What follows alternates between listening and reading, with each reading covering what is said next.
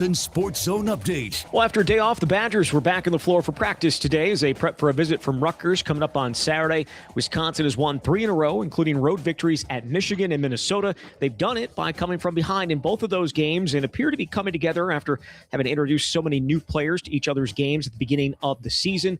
Coach Greg Gard says you can see that maturation lately. It shows in the final ledger of games over these last 3 or so, but really the last 30 days or so, how they're growing together. I think our chemistry, not that it was bad, but we just hadn't had time together and hadn't had time in adversity together. And I think that's where you find out how much you have to grow. Again, Wisconsin will face off against Rutgers on Saturday. Scarlet Knights 2-4 in conference play, coming off an overtime win over Northwestern. Badgers are 4-2. Tip on Saturday is set for 1 o'clock. Turning to the Bucks, they are in San Antonio to face off against the Spurs. Milwaukee's lost 2 straight coming in, including a blowout loss to Minnesota. It has them at 17-23 on the year. Tip is slated for 7. Every child deserves a fair shot at a bright future. That's why Save the Children Head Start administers Head Start programs in rural America. We leveled the playing field early, helping children start school strong, stay strong, and unlock their full potential. Because education is the best path out of poverty. Learn more at savethechildren.org/headstart. Well, the interviews continue to come for Packers defensive coordinator Jeff Hafley, already interviewed with the Falcons, Dolphins, and the Titans for their head coaching positions. The Raiders, Cardinals, and Steelers have also requested interviews with him. And tomorrow, the last day, college football players can put their names into the transfer portal. With this Wisconsin Sports Zone Network update, I'm Zach Heil-Pritt. Yeah, I think I'd word it as it ended the absolute worst way it could have gone for Matt LaFleur, right? Like, that was literally what was like, don't do this. Boom. And they did it, unfortunately. No, I get the sense that Green Bay and Matt LaFleur are going to be working towards a deal and he's going to stay there. Mm-hmm. I haven't had any conversations with anyone that has said, like, look, this thing is coming to a head. They're not willing to give him a new contract. If anything, those conversations are in deep talks right now, where they're trying to keep Matt signed up there, to stay in Green Bay. And those are one of those things where, I'd say probably more than any other head coach, either who's currently a head coach or just recently was fired. That's the one where everyone around football is like, what are we missing? Why would anyone think Matt LaFleur is not good enough for the Green Bay Packers? He's obviously very good at what he does, but I just think sometimes when you see games like, unfortunately, what they did against the Bears, you lose doubt, and everyone's memories are so short. So I think for Green Bay, if the fans like him, they'll be happy that he's back. But we will see how this shakes out. We all know what type of business this is. The focus is for me, at least today, to take a look at the tape and try to figure out why and what went wrong. This is where Wisconsin gathers to talk sports. Packers, Brewers, Badgers, Bucks. The Wisco Sports Show is on the air. Now, here's your host, Grant Bills. As Diana Rossini on a Get Up Barstool this morning. Just a minute and 20 seconds or so, the latest on the floor. Nobody really has anything super concrete other than they're working on a contract. And, Matt LaFleur's really good. I can't imagine he gets fired. It's basically the gist of it. And Matt LaFleur, for a while, has been pretty good. And I bet they are working on a contract. So it's not like I'm complaining about the reporting of Diana Rossini or Adam Schefter or anybody. It's just we haven't heard anything crazy different throughout the week. And then that Matt LaFleur comment, same as the intro yesterday, and that comment annoys the heck out of me. But that's why I left it in there, is as we talk about Matt LaFleur and the future of the Packers, I need to keep hearing that. It's like when you're fighting with a significant other and you're trying to decide, whether are we right for each other? Should we split? Should we go? And that person did something to really bother you, to really stick in your credit. You got to remind yourself of that. You can't forget. You know what I mean?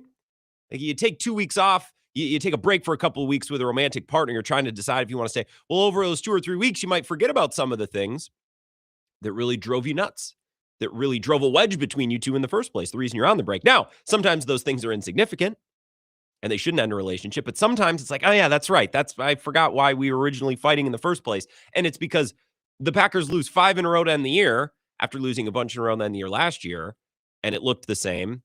And then I had to listen to the presser on Sunday, the day after the loss, and Matt LaFleur's like, I got to, look at the tape and see what went wrong. Dude, you don't have to look at the tape. We know exactly what happened. It's the same thing that happened 2 weeks ago and 3 weeks ago against the Bears. It's the same thing that happened last December and last January, and really every January since 2019, with the exception of 2022, which is the year the Packers missed the playoffs. But you can count week 18 against the Lions because that was essentially their playoff loss that year. So I'm keeping that Matt LaFleur intro the rest of the week because I need to hammer that into my head. I need to feel that pain and be reminded of that as we have Matt LaFleur conversations and Packers conversations. This is the Wisco Sports Show. My name is Grant Bills. Appreciate you being here. Mike Clemens is going to get the night off. He has some errands to run. He was on Bill's Huddle for 2 hours last night. If you missed any of that, we replayed some of the sound earlier on Bill's show. It's really good. So you can find that in the podcast. We'll reconnect with Mike sometime soon, but he's got the night off tonight. Peter Bukowski, we did have plans 4:30 now. He had something possibly come up, so he might join us, might not. We might just have 2 hours between the two of us so we can take lots of phone calls. We'll have time for phone calls either way, but that's kind of the gist of the show. I need to rant about a stadium announcement. I just need 10 minutes to I'm not going to whine. I'm not going to be whiny. I'll make good points, but I need 10 minutes to just go on these renderings of the new Washington Commanders stadium that were released today. I have some issues with the way this league is trending.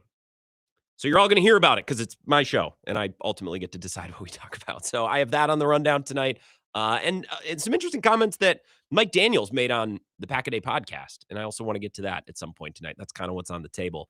And the number, by the way, if you don't have it down, just save it in your phone sometime. 608-321-1670. We could talk Packers, and if there's any Bucks or Badgers or Brewers things that you really want to hit at, you're more than welcome to bring whatever you want to the show. The live stream up and running as well. The Wisco Sports Zone app, the YouTube, the Facebook page, all the places, my Twitter account at Wisco Grant. So we have no new developments on the Matt LaFleur front. I thought we might get something today, but we haven't. I think that remains the biggest Packers story going right now. And I think the Packers remain the biggest story in Wisconsin sports. So I'm trying to figure out always for the show, what's the number one thing? What are we going to lead the show with? What's going to be the main theme of the show? Because we don't have any Matt LaFleur news, I want to talk about the direction of the Packers. I want to talk about where they're going, where they're headed into this offseason and into the future now, into next year, as they were the 7th seed for the 3rd straight year and failed to get out of the first round of the playoffs and didn't win the division. Again, all these things. This is the main story. But because we don't have Matt LaFleur news, I want to talk about the Packers bigger than Matt LaFleur.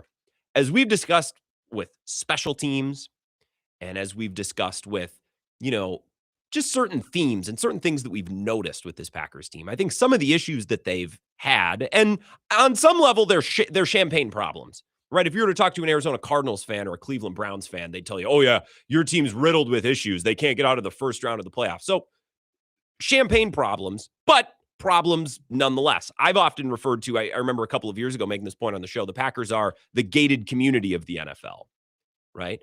People who live in gated communities still have problems.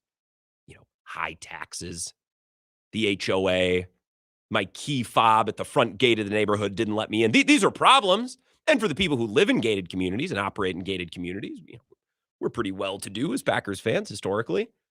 There's still problems. And there are problems that maybe not everybody can relate to, but they are problems. Problems like losing in the first round of the playoffs, winning 10 games instead of winning 13 or 14 games, getting in as a wild card instead of winning the division. I think there are problems that are riddling this Packers team that are bigger than whoever the head coach is. And Quay Walker said just that on Sunday. Locker clean-out day. Everyone's meeting with the media. And Quay Walker, Mike Clemens has shared this comment a couple of times between the shows on our network. Where he said, this goes back to before I was here. This team can't finish. They don't put I don't remember if he used this wording, but essentially the spirit of his comment was, this team doesn't put the heel of their boot on the neck of their opponents. They don't look to beat you up and seal the deal and slam the door, right? All of these things. So the story that I want to lead with today is actually bigger than Matt LaFleur. Justis Mosqueda, Acme Packing Company, has been all over this. And I don't just want to read directly from his story, although I'm going to do a little bit of that. You should absolutely follow him. He is who Jack Stern is to Brewers fandom. He is that to Packers fandom. He's always digging up something very interesting, finding a stat, finding a theme, finding a nugget. I often find that when, I take an hour every day or whatever to pore over, okay, who's writing what should I read? What's been published or what's been dug up? Like Justis Mosqueda, who's with Acme Packing, is a lot of times my my first read. I think he's outstanding. He's always finding interesting things. He put out a story earlier this week. It's titled, "The Green Bay Packers coaching staff severely lacks outside experience." Green Bay's coaching staff ranks last in outside experience among playoff teams, and their assistants are dead last. Now, the reason that Justis wrote this story is because he's been talking about how the Packers are cheap when it comes to hiring their coaches. And he thinks that's been a big part of why Matt LaFleur's contract situation has been dragged out. Packers fans, we think that Ed Policy and Packers brass are deliberating about whether or not they want to keep Matt LaFleur. I think the more likely scenario is they're squabbling over money. And they're trying to, nickel and dime Matt LaFleur. Whether or not you think that is right, I think that's probably the most likely thing that's happening here. And Justis Mosqueda has written about this, and he's dug up the experience of the coaching staff as a way to illustrate this. So I do want to read some of this for you, and we can discuss. He writes, "One of the things I continue to keep hammering ever since ESPN's Adam Schefter reported that the Green Bay Packers hold up with head coach Matt LaFleur isn't performance, but his cost, is that the Packers run a cheap shop when it comes to coach pay. Why am I doing this? Because I hear it almost every year. If I hear the Darren Rizzi lowball story one more time from an agent representing coaches, I might explode." For those of you who don't know, Darren Rizzi, I believe, so longtime NFL special teams coordinator, thought of as among the best or the best. And I think it was the cycle where they hired Sean Menenga. Darren Rizzi was available. And I can't remember if he went to the Saints or the Bears, doesn't matter. But it's been pretty well known that the Packers didn't want to pony up for him. So they ended up settling with Sean Menenga or whoever it was. I don't think it was the Bisaccia hiring cycle, because I think when Bisaccia came available, the Packers did pony up as if, they learned from the Darren Rizzi experience. But that's the background if you don't know what Justis is talking about. But for some of you, these anecdotes don't seem to be convincing enough. I asked a source how to better paint the picture of the Packers' lack of funding for the coaching staff, since there is no database of coaching salaries. And he told me to compare Green Bay's coaching experience to other playoff teams. So I ran those numbers for you all by hand. You're welcome. The way the Packers have worked for a long time is that when someone is promoted out of a job, they try to fill the role internally. They will look to the outside and spend when they make several misfires in a row, like the hiring of Rich Bisaccia, there you go, after special teams coordinator flubs, or the addition of DeMarcus Covington after bombing back-to-back defensive line hires. There you go.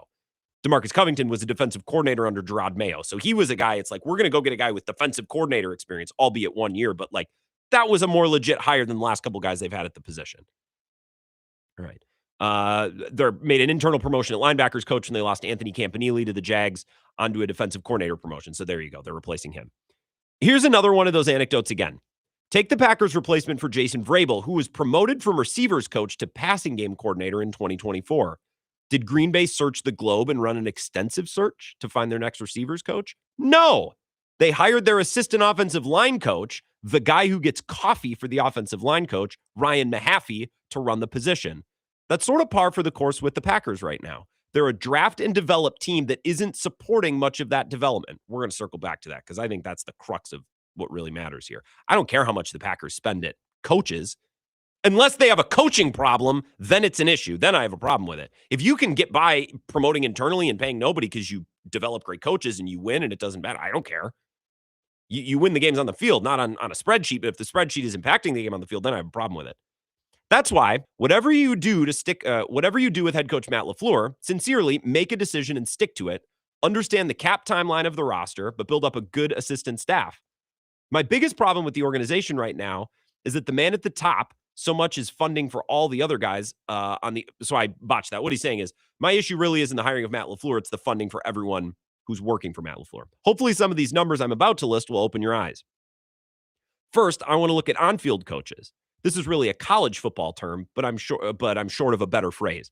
And the experiences outside of the current organizations as on-field coaches. We'll define on-field coaches as coordinators or true positional assistants. For example, we'll count a defensive line coach as a position assistant, but not the assistant defensive line coach, parentheses, the guy who gets the defensive line coach coffee. So position groups and coordinators, that's what we're dealing with. We will also include the title senior assistant, as it makes sense in this context. A good example of why these should be included is the Rams senior defensive assistant, Jimmy Lake. Lake comes from a defensive background, and the Rams don't have a secondary coach, defensive backs coach, cornerbacks coach, or a defensive passing game coordinator on the team. Essentially, some of these defensive assistants are just positional assistants who got a better title or a raise. The Packers staff has said this in the past, that nothing has changed when special teams coordinator Rich Bisaccia got the title bump to assistant head coach other than a raise. Okay.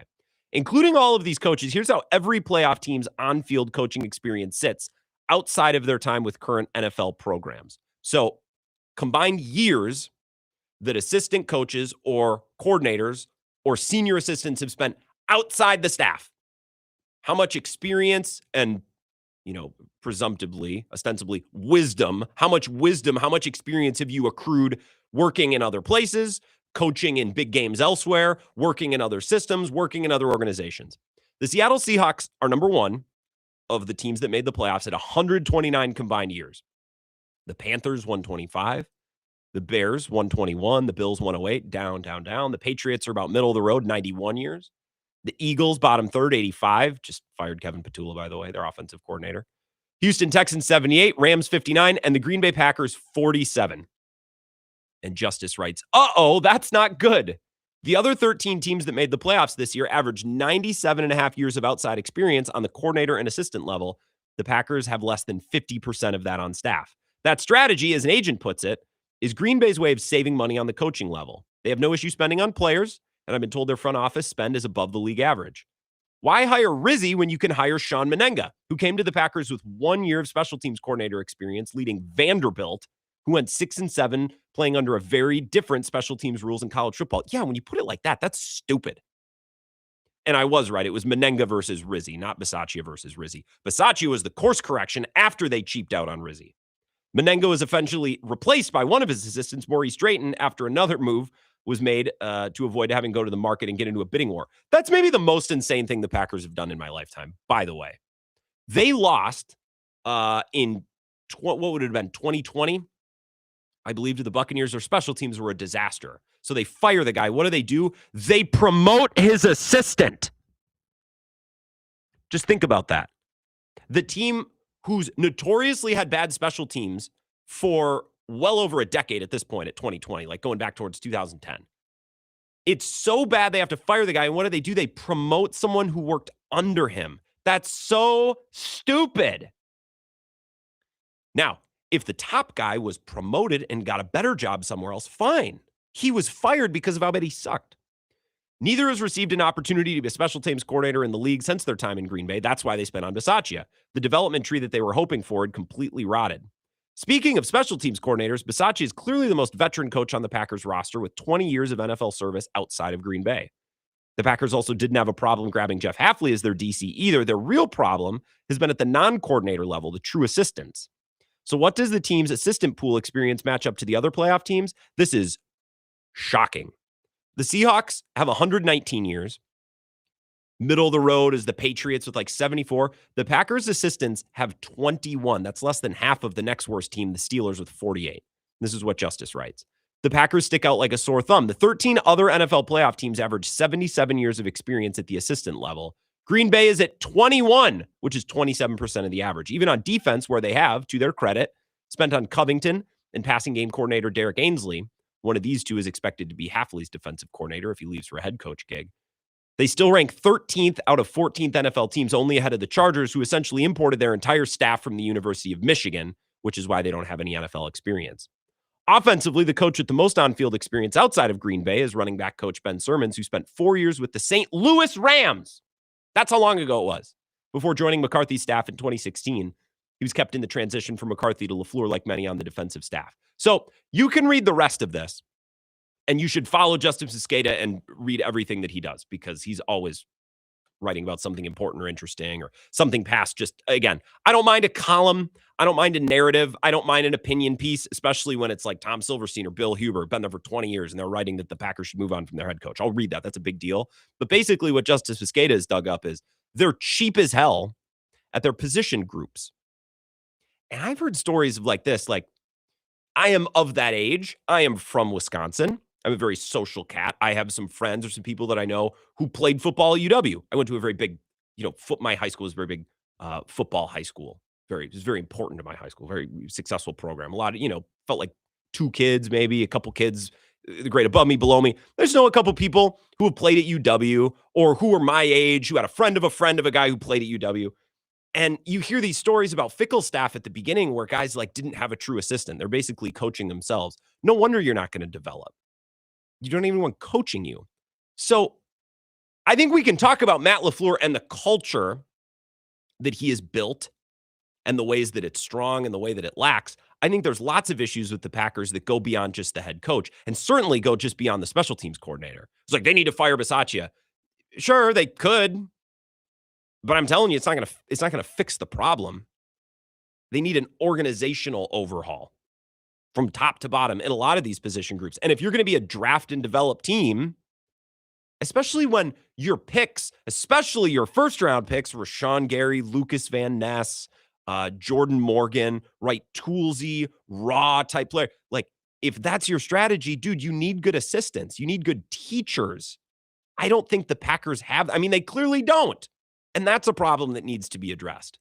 So whether or not they get Matt LaFleur's contract situated and figured out, and I think they will, the Packers have issues other than that. And I think that's shown up on the field as well. I'll take your calls on this. We'll talk Packers. I got to shoot Peter a message because I don't know if we'll be joined by him before the show is over or not. Either way, plenty of time to talk Packers, and I'll go directly to your phone calls next at 608-321-1670.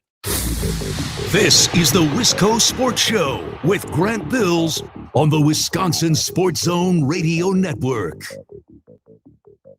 4 years. That's enough time to earn a college degree, to serve a full term as a president, to train for something big and become someone new. You bet, and get 0% interest for 4 years at Pella Windows and Doors of Wisconsin, so you can invest in your home and in life's biggest moments. With exclusive features and customizations, Pella offers the highest quality products at a price you can afford. Aim high when setting your New Year's resolution and imagine what you can do in 4 years when you finance your home project with Pella. Visit PellaWI.com today.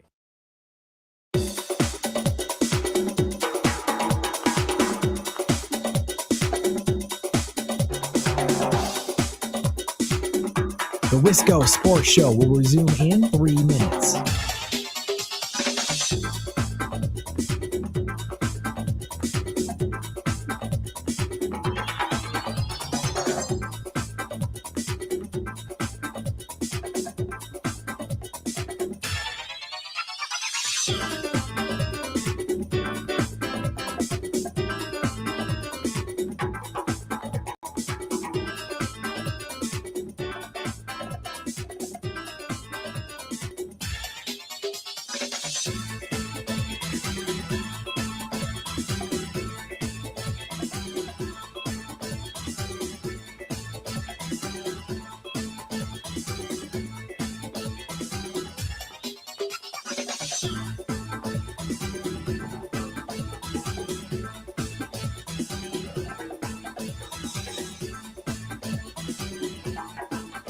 The Wisco Sports Show will resume in 2 minutes.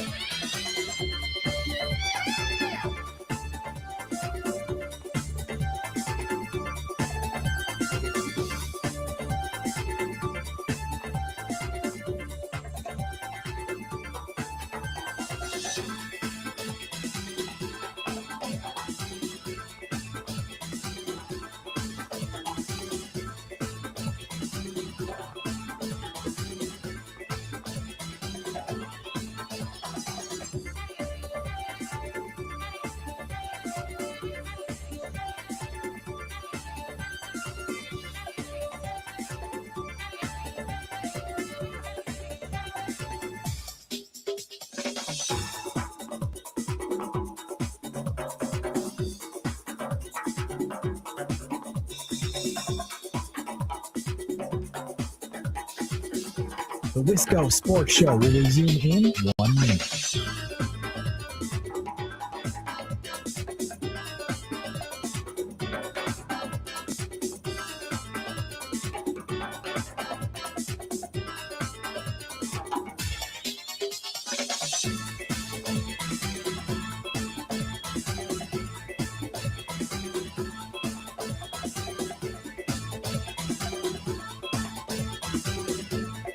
The Wisco Sports Show will resume in 30 seconds.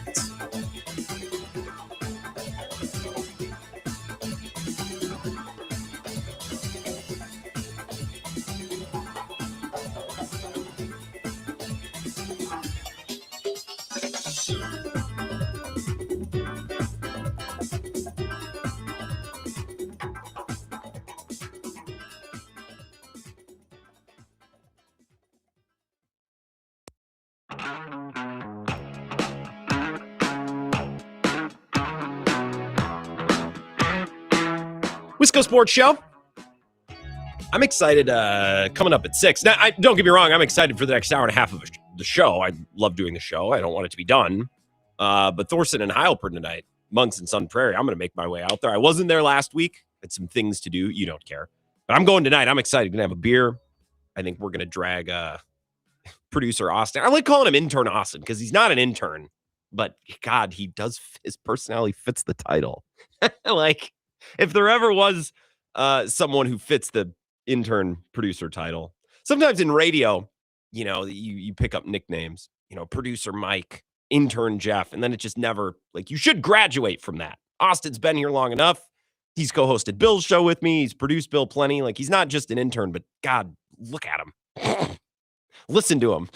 Like, I don't know. Sorry. Stone cold intern Austin. Makes him sound much cooler. So I'm excited to get out to Monks, listen to Ebo and Zach tonight over in Sun Prairie. So to our Madison audience, can't recommend that enough. That'll be a good time. Opening segment, if you're just joining us, I outlined some really good work that was done by Justis Mosqueda, talking about how little, what's the best way to word this?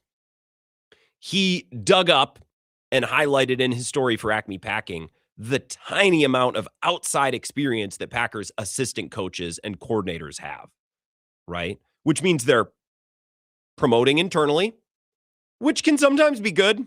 But I've often said if I ran a football team, if I was a general manager or an owner, I would sit down with my coach every year and say, okay, who are you bringing in? Like, we always want new ideas coming in. We always want, and sometimes, look, you can strike gold and you can get on a run. Like, look at the Buccaneers. They went from Canales to Liam Cohen. Like, they were on a run, man. Or the Niners, D'Amico Ryans, Robert Saleh. Like, yeah, you can get hot and have a great group and promote internally, and it can work. But I don't think you can sustain that for much more than a couple of great years. I think Matt LaFleur's hired some good coordinators. I think Joe Barry was better than most would say. Or put it this way, I don't think he was the bumbling idiot that everyone makes him out to be. I thought Hackett was a great hire. The results spoke for themselves. It's hard to argue with Bisaccia. The experience, the title, it hasn't worked. But at this point, guys, I don't think that's on Rich Bisaccia. I don't think they have the infrastructure. I don't think they have the investment or the care or all of the above to figure out that side of the ball. I'm worried about the position coaches. The Packers have 47 combined years, and I'll read this one more time. The other 13 teams that made the playoffs this year have an average 97 and a half years of outside experience on their coordinator and assistant staff. The Packers have less than 50% of that, which is especially important when the Packers are assembling the youngest team in football year after year. You need good assistant coaches. You need investment in that development and that coaching on a smaller level than just Matt LaFleur. Then maybe these guys execute a little bit better in big moments. Maybe the preparation Monday through Friday is a little bit better and a little bit more consistent. All right, I've babbled on long enough. This is a little bit more of a complex thing. Not like I'm not Albert Einstein here, but this is a little bit more of a complicated idea. So I wanted to make sure that it was clear, as clear as I can make it, at least what we're talking about and what we're getting at. 608-321-1670, Wisco Sports Show. Who's this? Hey, Grant. How you doing today, sir? Good, Denny and Holman. How are you?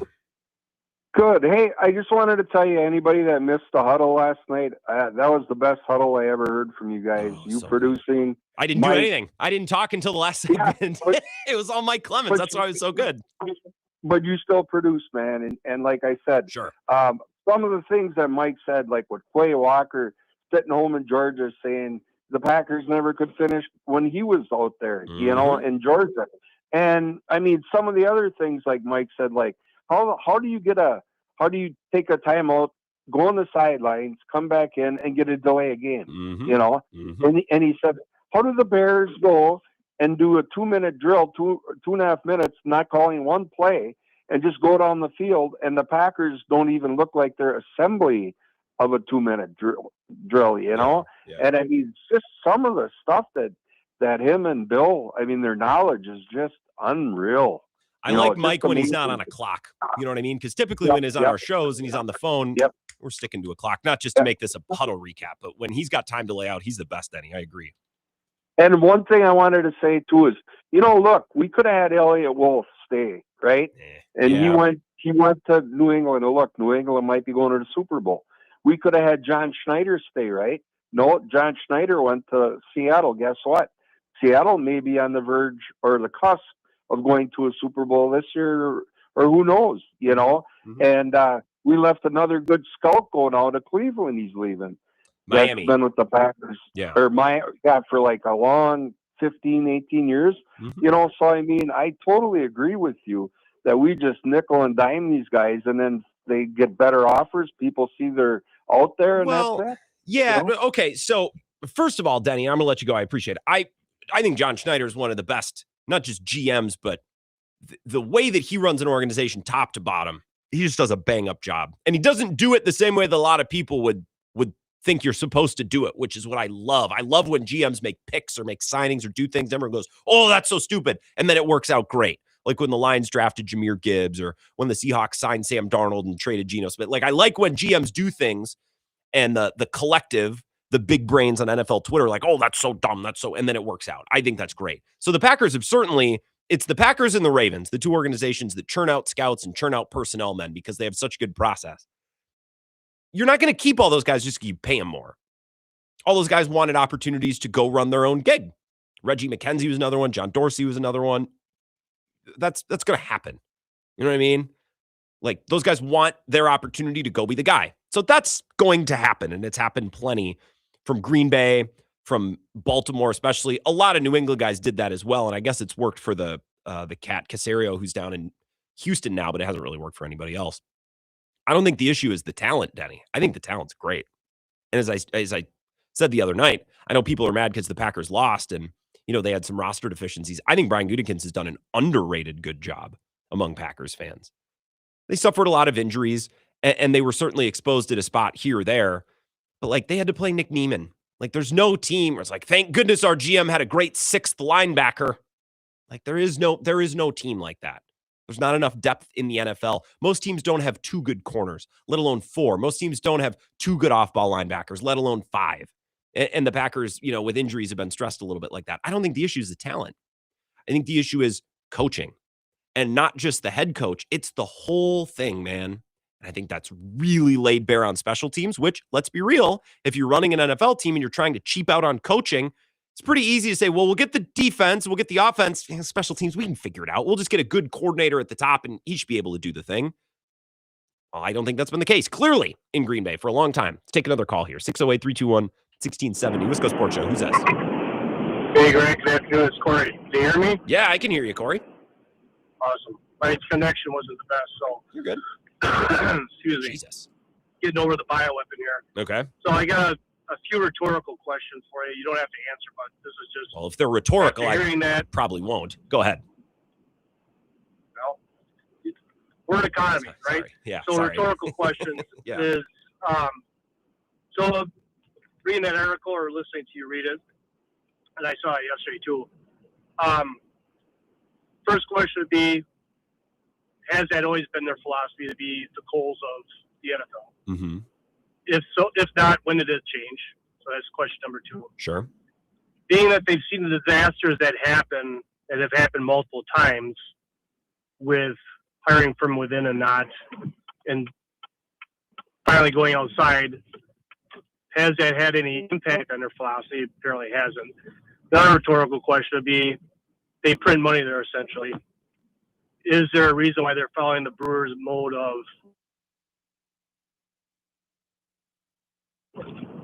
just be real here? Yeah, just being cheap. You mean you cut out for a sec? They're following the Brewers model. You're just saying they're being cheap. Okay.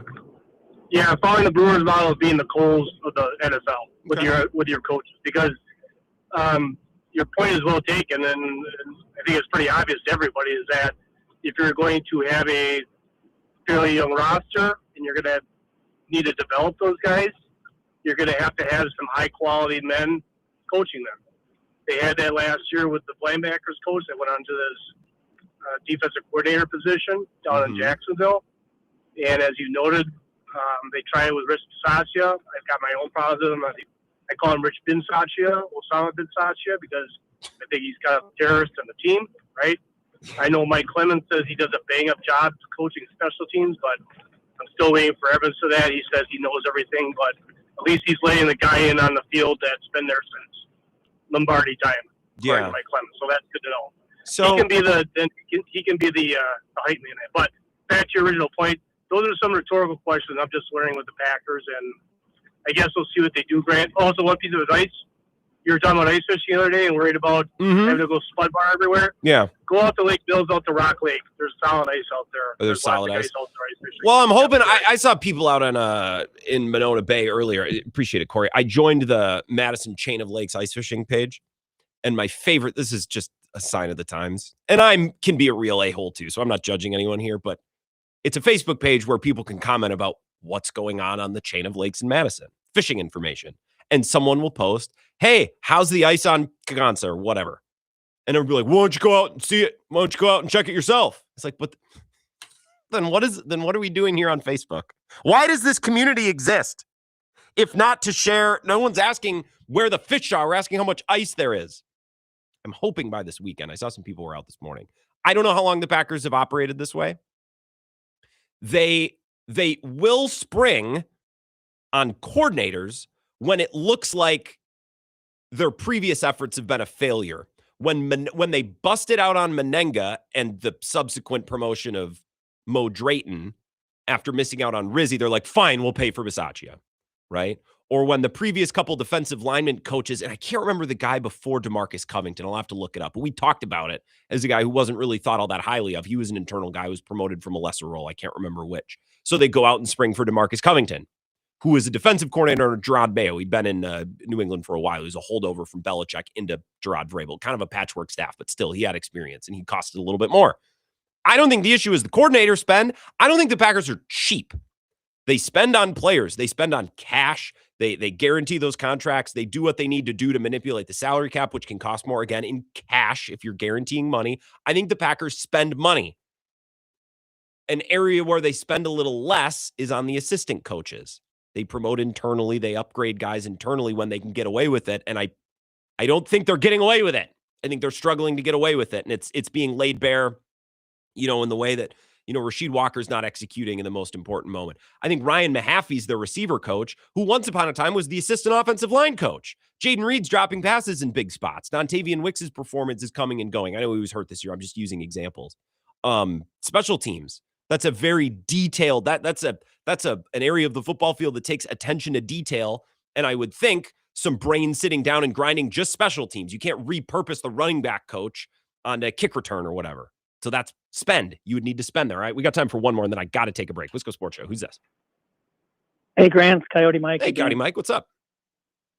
Well, I thought what you read on the experience of the coaches was really apropos, and that I flash back to Mike Holmgren when he came on board. His staff was fairly young as well. He had Andy Reid, Nolan Cromwell. They had Fritz Shermer, who was a grizzled old coach. Yep. But I think his staff was pretty young, and so to me, it goes back to Matt LaFleur.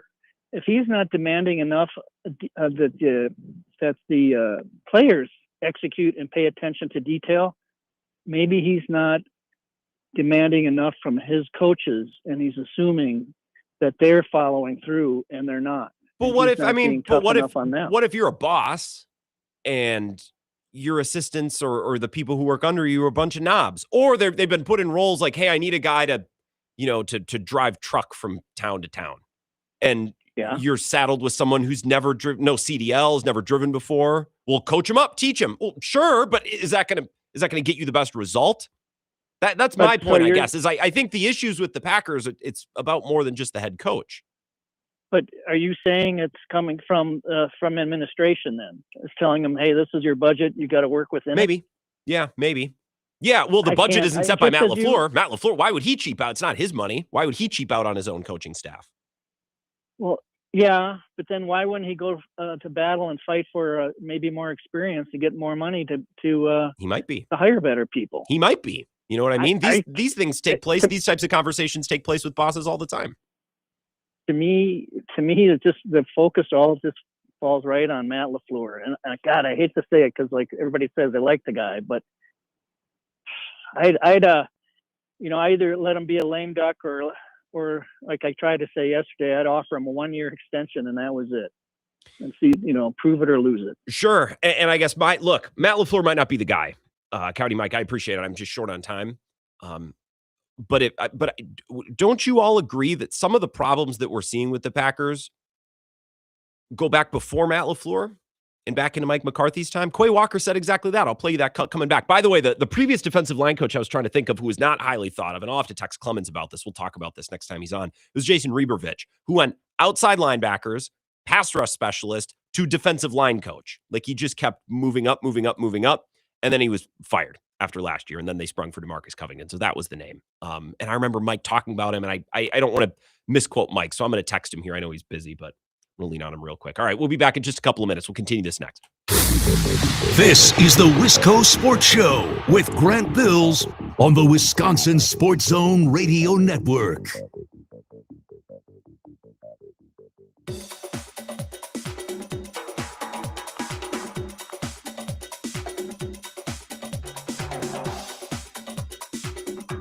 The Wisco Sports Show will resume in 5 minutes.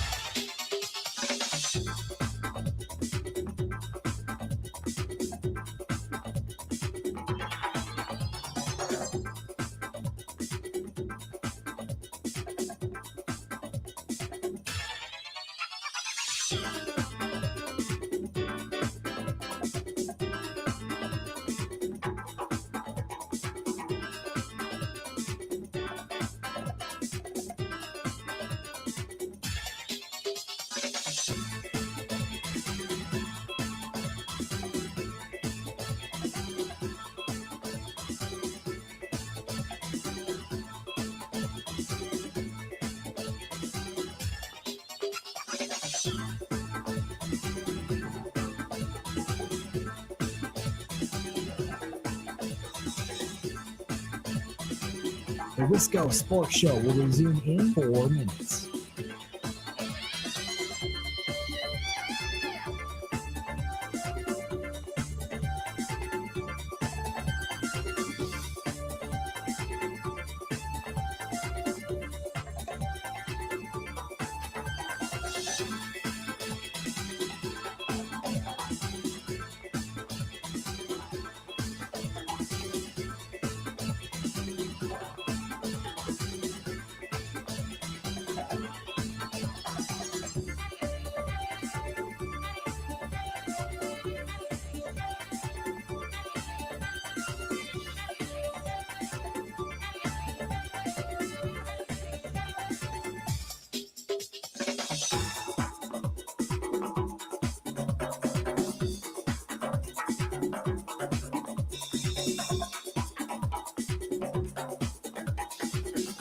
The Wisco Sports Show will resume in 3 minutes.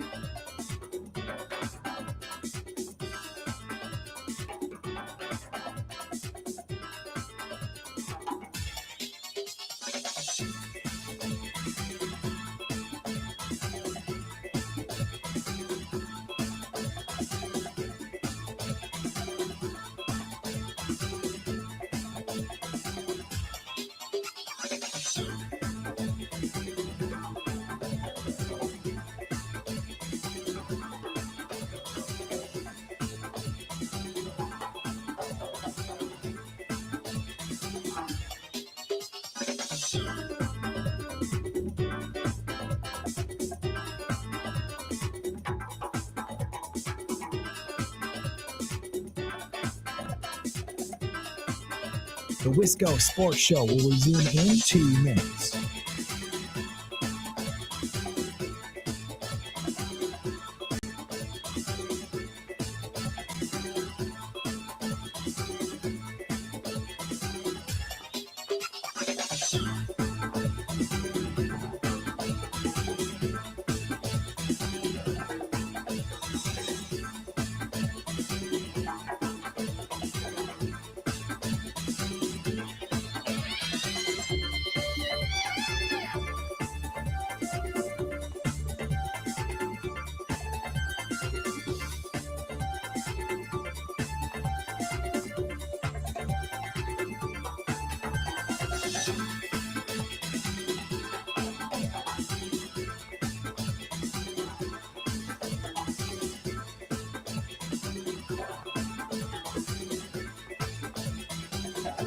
The Wisco Sports Show will resume in 1 minute.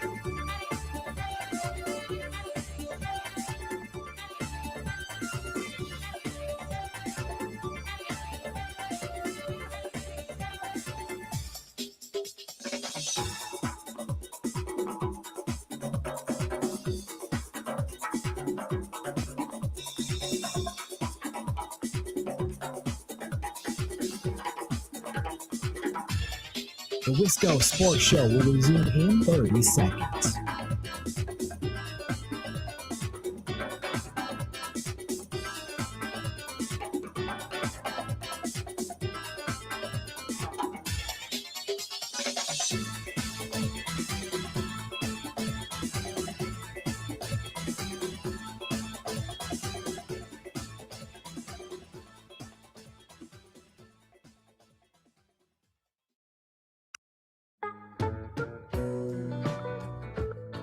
Wisco Sports Show, welcome back. I got a rant about stadiums here to wrap up the hour. Maybe we can roll that over into the second hour of the show after Zach's update. I'm just reading some comments on the live stream. I don't throw them on the screen, but I read every single one that goes by during the show. And I guess I'm surprised at how many of you are dismissive of the idea that there are problems outside of Matt LaFleur with the Packers. You know what I mean? I understand that everything falls under the purview of the head coach. It all comes back to the head coach. Absolutely. But I guess I'm a little surprised, just reading some comments that go by, I'm a little surprised at people who just want to dismiss that there's anything else, that it's just Matt LaFleur, and if they fire that guy, it's all fixed. A lot of these problems existed with Mike McCarthy. Quay Walker said so. They couldn't finish teams in the playoffs with McCarthy. This goes back a long time. I just think to completely and totally say, it's Matt LaFleur. Like, I think that would be you as a fan wanting to rationalize and want to, put all of your anger and frustration about the Packers season and about Saturday's loss. You just want to hang it on Matt LaFleur because that's clean and convenient. And that's easy. I don't think that's the end all be all. How could it be? Their special teams have been bad with like 5 different coordinators now. And I have a hard time believing that they were all idiots. You know what I mean? What is the simpler explanation for bad special teams since 2014? Is it easier to believe that Sean Menenga, Maurice Drayton, Ron Zook, Sean Slocum, Rich Bisaccia, is it easier to believe they're all morons? Or that maybe institutionally there's something going on with the Packers that needs to be addressed? I think that second thing is more likely and easier to believe. Man, what can you say? They're just on a cold stretch of hiring coaches. I don't know. I'm not so sure about that. I think it's easier to believe that second thing, that there are issues that the Packers have other than just the head coach and the special teams coordinator. That's why I'm talking about the experience of the assistant coaching staff and maybe their inability to or lack of desire to go out and spend money and invest in guys who were experienced and seasoned elsewhere over just promoting the guy beneath the guy who we just fired or got hired somewhere else. All right, we got time for a couple calls here. 608-321-1670 Wisco Sports Show. Who's this? Hey, this is Chris out of Oregon. Hey, Chris, what's up? I don't feel strongly like keep Matt LaFleur, get rid of Matt LaFleur. My only fear is if they only sign him for like a year, I would rather they be decisive. Because if we sign him for a year, have a couple stinky losses early on like we did this year, it's effectively just going to be a lame duck coaching staff. Yeah. And the locker room is totally going to lose the air. And it's like, boy, am I going to go out there and play with my hair on fire when I know they're just going to blow this thing up anyway? Sure. So I would much rather see him, just be decisive. If you think he's the guy, he's the guy. Sign him to a decent contract. If you don't, fire him now. Yeah. Chris, I absolutely agree with you. And we're pinched on time, so I appreciate the call. Call back another time. We can talk more. Chris, let me put your mind at ease. He's not going to accept a 1 or 2 year extension unless the Packers are magicians at the negotiating table. The reason that this is taking so long, I presume, is Matt LaFleur has said, look, here's what John Harbaugh is getting. Here's what Ben Johnson and others are getting. I've proved more than Ben Johnson had when he got this deal. I've been making the playoffs. I've been very successful. Look back at my history. This is what I would be worth on the open market. And I bet that him and his representation are asking for 4 years, $15 million a year. And maybe the Packers and Matt LaFleur's camp agree on 3. I would be shocked if they agree on term that's less than that. So, Chris, I wouldn't worry about that. Matt LaFleur's camp's not going to go for a year or 2. It's probably going to be 3, maybe 4. And it's going to be big money. It's going to be an investment that says, this is our coach, not just next year, but into the beyond. Because that's really their only option. Because that's what Matt LaFleur's camp is going to demand. And he does have a point. He does hold some leverage there. All right, one more. Wisco Sports Show. Who's this? Hey, Grant, Tony from Texas. Speaking of big money, the Brewers hot stove news signed some guy named Ricky Monies. What a name. We got these guys from the Dominican, Jesus Made and Ricky Monies. I love that. No relation to Don Money if he's from the Dominican, I would assume? No relation. Okay. They don't look like they're related, Grant. Okay. Hey, you make a great point about these cheap-ass owners. Yep. I can't stand these guys. They don't take enough heat. And if there's ever a lawsuit, I'm always for the players because that turf, you ever walk on a field, on this field turf nonsense? Yep. You ever walk? You have? Sure. Yeah. I've walked on turf before. Yeah. Oh, it's horrible. I mean, I haven't walked on MetLife, but I've walked on turf fields before. Doré Field in Chippewa Falls. I remember, track meets at certain places like this. Local reference. Continue, Tony. Sorry. Well, I've walked on AT&T here in Arlington, and that place, it's okay. It's a nice stadium, a nice venue, but it's terrible for football. You walk down there, it's horrible, and the Packers win every time, so I don't mind it. But the Commanders of all teams build this stadium with the dome. I don't get it. They're cheap. I don't like it. But to my, you want to comment on that? Because I'm going to get to the Pack. No, give me your Packers take. I'm going to save the stadium thing because I got a lot more on that. All right. Ken Ingalls, I don't really, I could take him or leave him. Ever since LaCroix Butler undressed him in a Twitter space, I don't really respect the guy. But he said a few things this week that I'm like, yeah, that makes sense.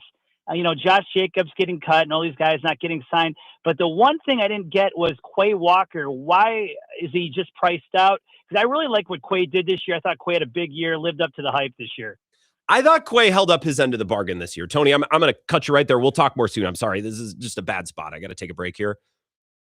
I feel like you can't let Enigbare and Quay Walker go. And I think because they're thinner on the front than they maybe are at backer, that Enigbare maybe, but it also depends who's going to get more. It depends. We talked about this 2 months ago with Quay Walker. Like, would you re-sign him, 15 per or something like that?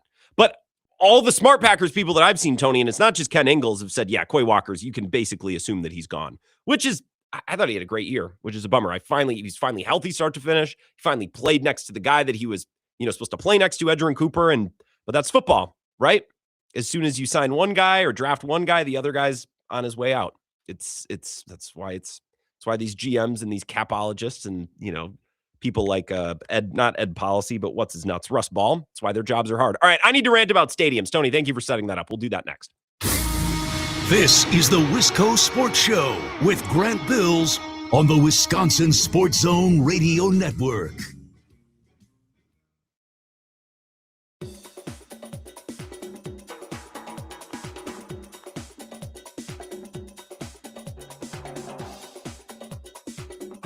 The Wisco Sports Show will resume in 3 minutes.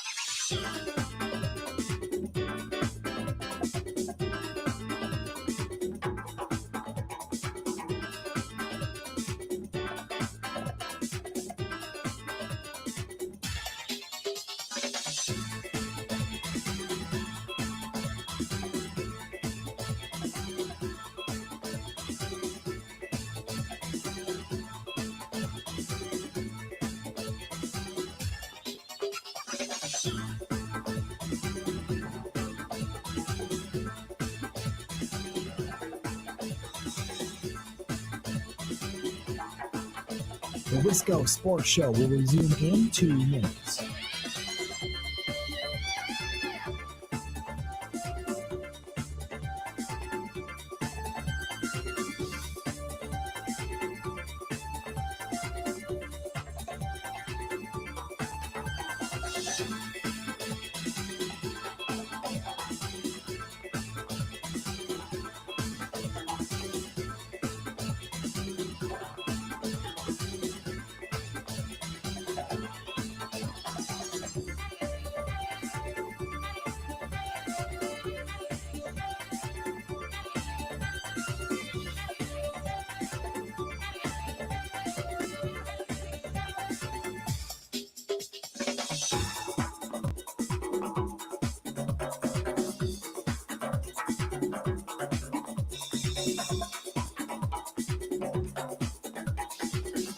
The Wisco Sports Show will resume in 1 minute.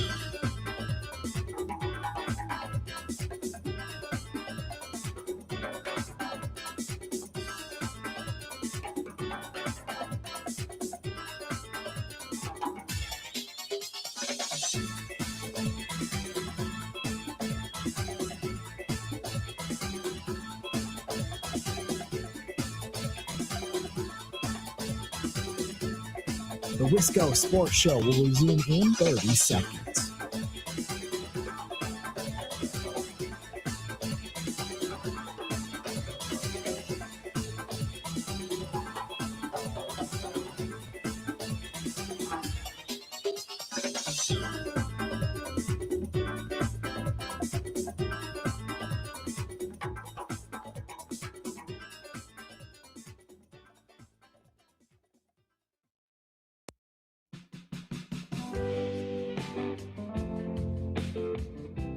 Wisco Sports Show, last couple minutes of the hour. I need to rant about stadiums, and I'm going to need more than 3 minutes. So this is going to roll into the second hour of the show after Zach's update. Did you see the renderings that were published today for the new Washington Commanders Stadium? Now, from the jump, if there are any Commanders fans listening, G-Dub probably, maybe, up in Appleton, Oshkosh on the Score. I'm not saying that it's a bad stadium. It looks beautiful and will no doubt be an upgrade from FedEx Field. It'll be cool. And I'll throw some of the renderings up on the live stream if you're watching. Why are all the stadiums built post really AT&T Stadium, but you could go back to SoFi, Allegiant. They're all the same. They're all the same. And you could look at this rendering for Washington, and I was fighting with some people on Twitter about this earlier, but Grant, look at the columns, the white columns. They're unique, and they're fitting to the locale. Okay, so the outside has columns, and it does look nice. Don't get me wrong. But it's another stadium with it's not a dome, and it's not outside. It's a translucent roof that's retractable. Oh, God. Football's an outside sport. Football is meant to be played outside. This whole league, the games are going onto the internet and into indoor stadiums, and it's gross. You want to talk about owners? The owners are behind this. If I build a brand new stadium, I want it to have a roof, and I want it to be all seasons because I want to be able to host monster truck rallies and home shows and wedding shows and whoever the F. You know, the 80s hairband tour of Sting and Poison and Def Leppard. I want to make money off that stuff. Football's an outside sport. Football is an outside sport. Football is an outside sport. And you can look at me like, well, Grant, as a Packers fan, of course you think that. You got Lambeau Field, you hardo. It's not comfortable to sit outside. Okay, guess what? I don't even go to games. I don't even go to the games. I haven't been to Lambeau since 2018 for a game. I've been there since then, but I was Lambeau last February. But I don't go for games because I like watching games on TV. But I like watching outside games on TV, not just because of the snow that sometimes happens. That's cool. I grew up in an era, call me old-fashioned, where when the games meant the most, you'd have Tom Brady and Ben Roethlisberger and the defenses of Baltimore and Peyton Manning in Denver at the end. They were outside under the lights, and it felt big.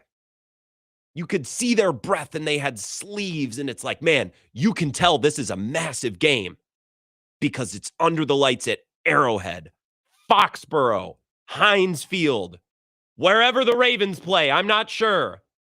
That's where the big games were played. And that's the AFC. But the NFC has Lambeau. You know what I mean? Fewer cold weather stadiums. The NFC, MetLife, I suppose. Football's meant to be played outside. It's not just about the experience of the fan at the stadium. It's about what I see on my TV. And when I watch on TV, okay, what stadium's this one as? Is it AT&T, SoFi, Allegiant, whatever they're going to call the one in Washington? Probably Donald Trump Field, the way things are trending. Like, they all look the same. It looks like they're being played in Mall of America. I hate it. We can talk more about this. Zach's update first.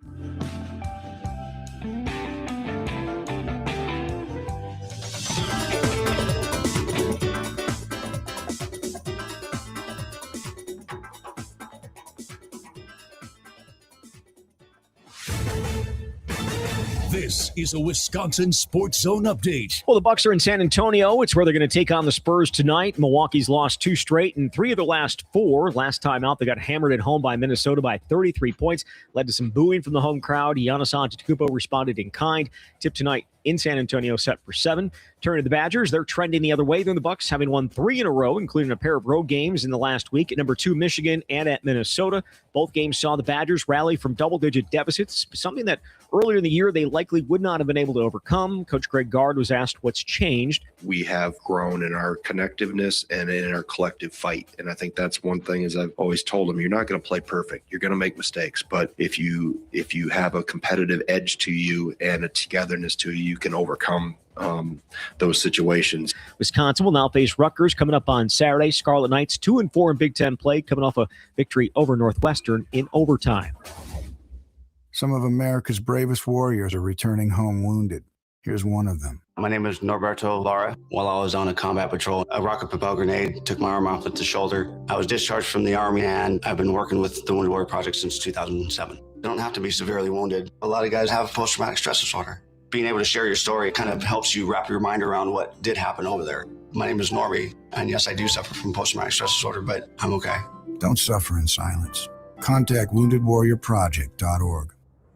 Well, the Steelers are the latest team to request an interview with Packers defensive coordinator Jeff Hafley for their head coaching vacancy. Already been connected to 5 other jobs, interviewed for a few of them, including with the Dolphins and the Falcons.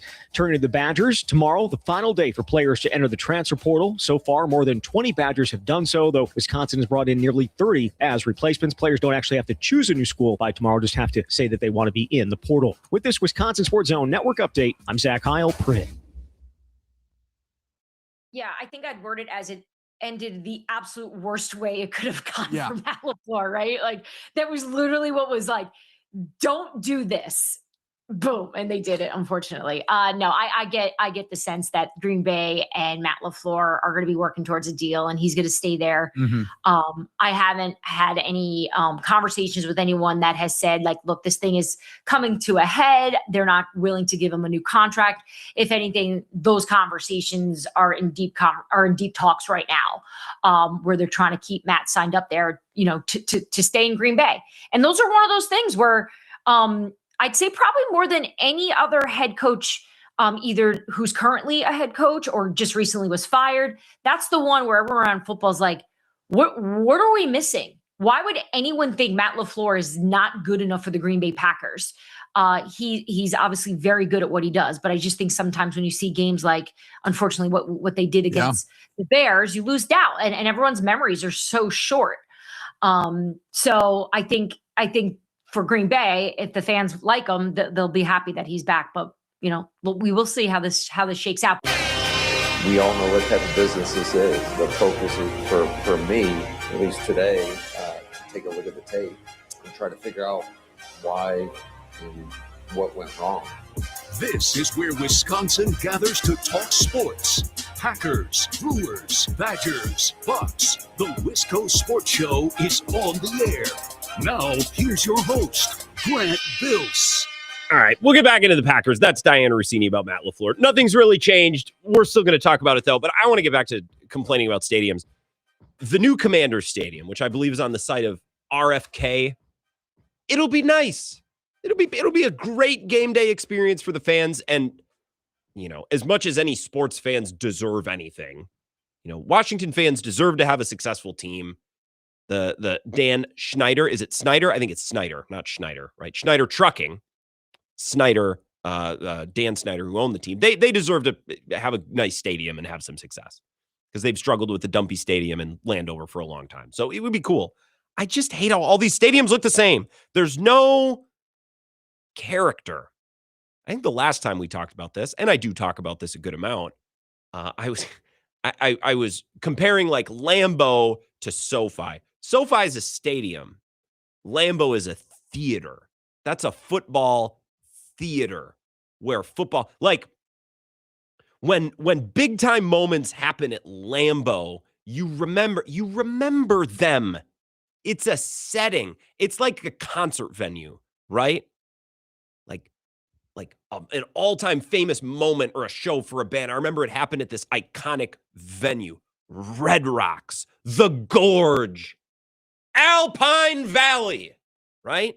And it's not to say that a good concert can't happen at the XL Energy Center, although that changed names now, didn't it? I actually love the X. If we're talking about indoor stadiums that host concerts, the best in the Midwest that I've been to is the XL. It's great. Yeah, it's not called that anymore, but whatever it's called now. So it's not to say that a good concert can't be had at one of those stadiums, but there's something about Red Rocks, the Gorge. What's the one in Los Angeles, around Los Angeles, where Hot August Nights was? The Greek, I think, right? Like these are iconic moments, and you look at the pictures, you're like, oh, that's badass. Country Fest in Cadott. Yeah, sure. Like those are theaters.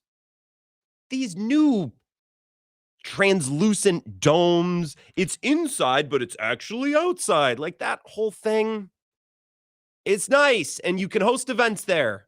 And you can do monster truck rallies, and when the Red Hot Chili Peppers go on tour, they can, owners can make money. Sure. And you can host a Super Bowl. Sure.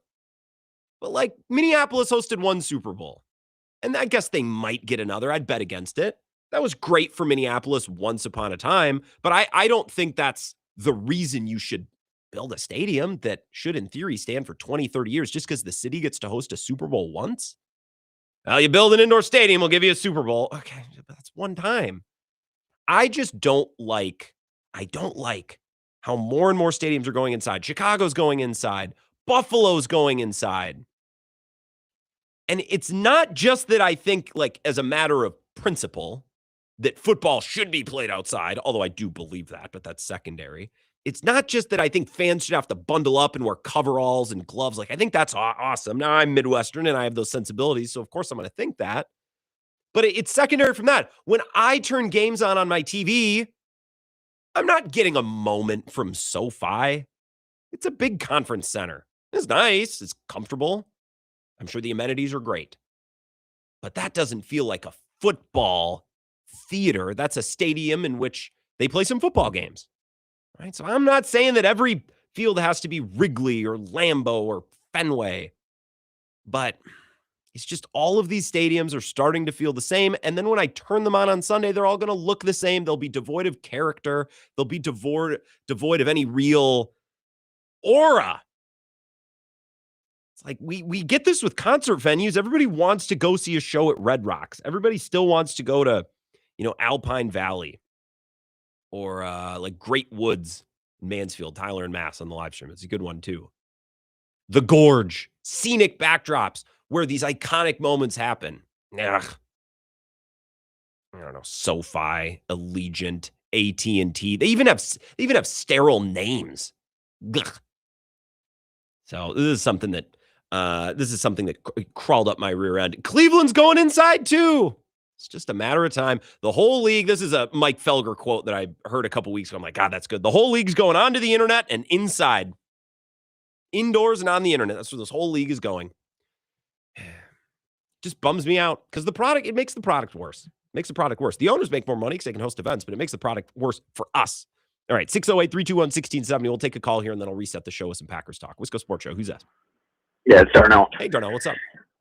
Hey, just on the subject here of stadiums and the fact that everything's starting to look like an Amazon Yep. warehouse, basically. It's happening elsewhere. Like all the McDonald's now look like office buildings. Like this is just a sign of the times. Well, the number one reason why NFL teams are saying, well, we want to do this and we want to, like you said, make the translucent dome and whatnot, is so that they're not building a stadium that gets used 8 times a year, right? Mm-hmm. And from a money standpoint, I can totally understand that. But the way that you get around that is by having a brand. You are an NFL football team. You're like, those are very, very, very expensive and valuable brands. Use your brand the way that the Packers have, which is my nearly retired parents go up to Door County several times a year.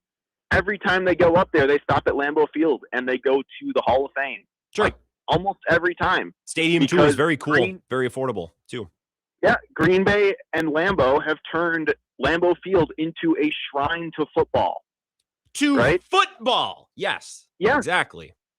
But also to the Packers, right? And to the Packers rivalries and to the Packers championships and to, football in general. So I don't think it's so much about like, well, we just need to be able to make money all year because Lambeau can make money all year. And that's in the middle of Green Bay, Wisconsin. Mm-hmm. You know what I mean? Which is nowhere to, most of the East Coast and West Coast elites. Yeah. So, the Ben Kennys of the world. Love you, Ben, but it's true. Right. So I think it's more of a convenience thing for the owners as opposed to a money thing, because they just don't want to put the time and the effort in to actually make their brands and their stadiums into actual landmarks and actual places that people want to go outside of game day. Now, so I am with you, Darnell. We got loaded phone lines, so I'm going to move on. We'll talk again soon, okay? The devil's advocate that I must play here, I don't want to because you're right, and I agree. But the devil's advocate that I got to play here is, well, it's a lot easier to do that when your stadium's been around for 100 years and it's, filled with championships and history and lore. And it's hard to build a new stadium and be like, hey, everyone, come see our monument to football. It's like, dude, I saw it getting built last year. We walked by a construction worker catcalled my wife. It's hard without that recent history. I just wish, and I understand, it's capitalism, and why would I build a building that only gets used 8 times a year when it could be year round? I get it. I just like when football stadiums are meant for football. It's a better viewing experience. I think when you watch highlights, it's like, man, you can see Brady's breath. Look at Mahomes and Brady trading blows at Arrowhead in the dark under the lights. It doesn't look like it's taking place in a classroom or a convention center. So to me, it's almost like we need to do our part to, this sound like I'm really going off the deep end here. We need to do our part in creating these buildings and these environs, if you will, to best serve the games that are being played. This history taking place. Massive games. We're going to have Josh Allen in Denver. Oh yeah, that'll feel big. That will feel big. This Houston defense in Foxborough this weekend. That'll feel big. Hell, the Rams in Chicago. That's going to feel big. What if the Rams are inside in 5 years? Well, Buffalo's going to be inside. Just one after another. I mean, Cleveland, they're never going to have any games that matter, but they're going inside too. It's like when you go back and you watch a player's highlights, and you're like, oh, who's calling this game? Like if I go back and watch, remember back in the day, that incredible playoff game, and then I turn it on, it took place at SoFi, and it just looks like it's being played in a department store. I don't know. Wisco Sports Show, who's this? Eric on 990. Good evening, Eric on 990. Now, notice, Eric, you're our resident Vikings fan. I actually don't lump in U.S. Bank with a lot of these other stadiums because it's purple and it feels unique. The U.S. Bank does not feel exactly the same as some of these other stadiums I'm talking about. So I do give your team credit. I think they did a good job. I think it's got a good feel on TV during the day because they got all that natural light. Yeah. Yep. Right. And it feels like light. the Vikings stadium. It's like, I'm watching a Vikings game. I can tell. Right. And I do wish that, I mean, if I could have my way, I wish they would have built an outdoor stadium. Okay. But they just didn't. But you see the old highlights of Met. You see the Met, and you see like old Polaris. They had Polaris snowmobiles out on the field doing tricks. I mean, it's pretty cool. It's pretty cool stuff. I mean, nobody's going to have Lambeau Field except for the Green Bay Packers. I mean, I think you can. That's something special. But really, it's fast becoming about the only thing that's special. I mean, I would say that you're right about the Packers. Nobody's really scared of them. No. Right. I mean, I try to think of the right word, and I think they become homogenized, like milk. Like they're getting the same treatment. The homogenized Packers. They feel like the Atlanta Falcons with a quarterback, where it's like they're going to win some games, they're going to be talented, but we don't really trust them to slam the door to win or to come through in the clutch. The Falcons, give me a break. I am never, but I feel like that's the more the games lost by the Packers like this, the more that's how they're viewed. Well, if you look back just a little, and we talked about this last night briefly, is that this task of being dominant in the NFC North is going to get way harder. I mean, LaFleur's going to be. I would want more money if I was LaFleur This is going to be a lot tougher than it was with Aaron Rodgers as your quarterback and everybody else sucks. Well, that's right? the thing. I mean, Tom Brady played in the AFC East, right? Or was it, AFC East? The AFC right? least, some would call it. Right. And, it's pretty easy. I'm not going to say it's easy to have that success. I'm going to say it's more convenient if you are the division champ every year. Well, it's easier to sell. I think, Eric, the Packers had plenty of years. Maybe 2019 is a good example. I don't think they were that great. They've had years where so-so. But they won the division because the Lions were the Lions and the Bears sucked and the Vikings, it kind of depend. The Vikings would have good years, but the Vikings are the Vikings, yeah. So, I did a podcast with a buddy earlier today. It's like LaFleur has lowered the standard for the Packers.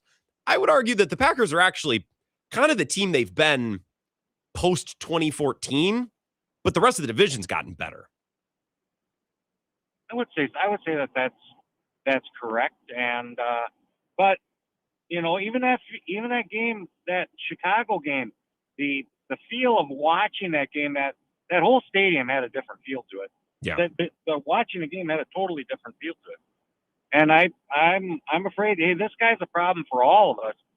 This Caleb Williams is, and let's not get ahead of ourselves, right? But if he continues on, he's really good when the chips are down already, right? Yeah. He's good under pressure. He's good in tight games. His percentage is just going to go up.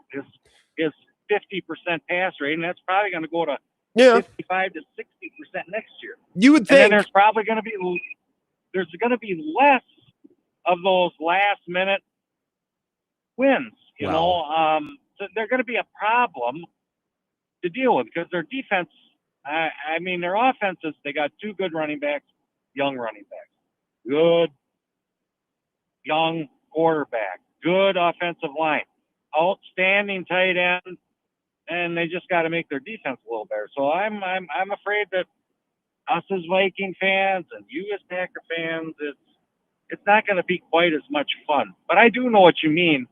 We had teams, 98 Vikings, even though they puked out of the NFC Championship, you went into that playoff game, you were like, you're going to win. Yeah. You knew it. Yeah. You've had that feeling for many years. So, well, and I asked Bill about that yesterday. I played that cut. Eric, I appreciate it. That's a good call.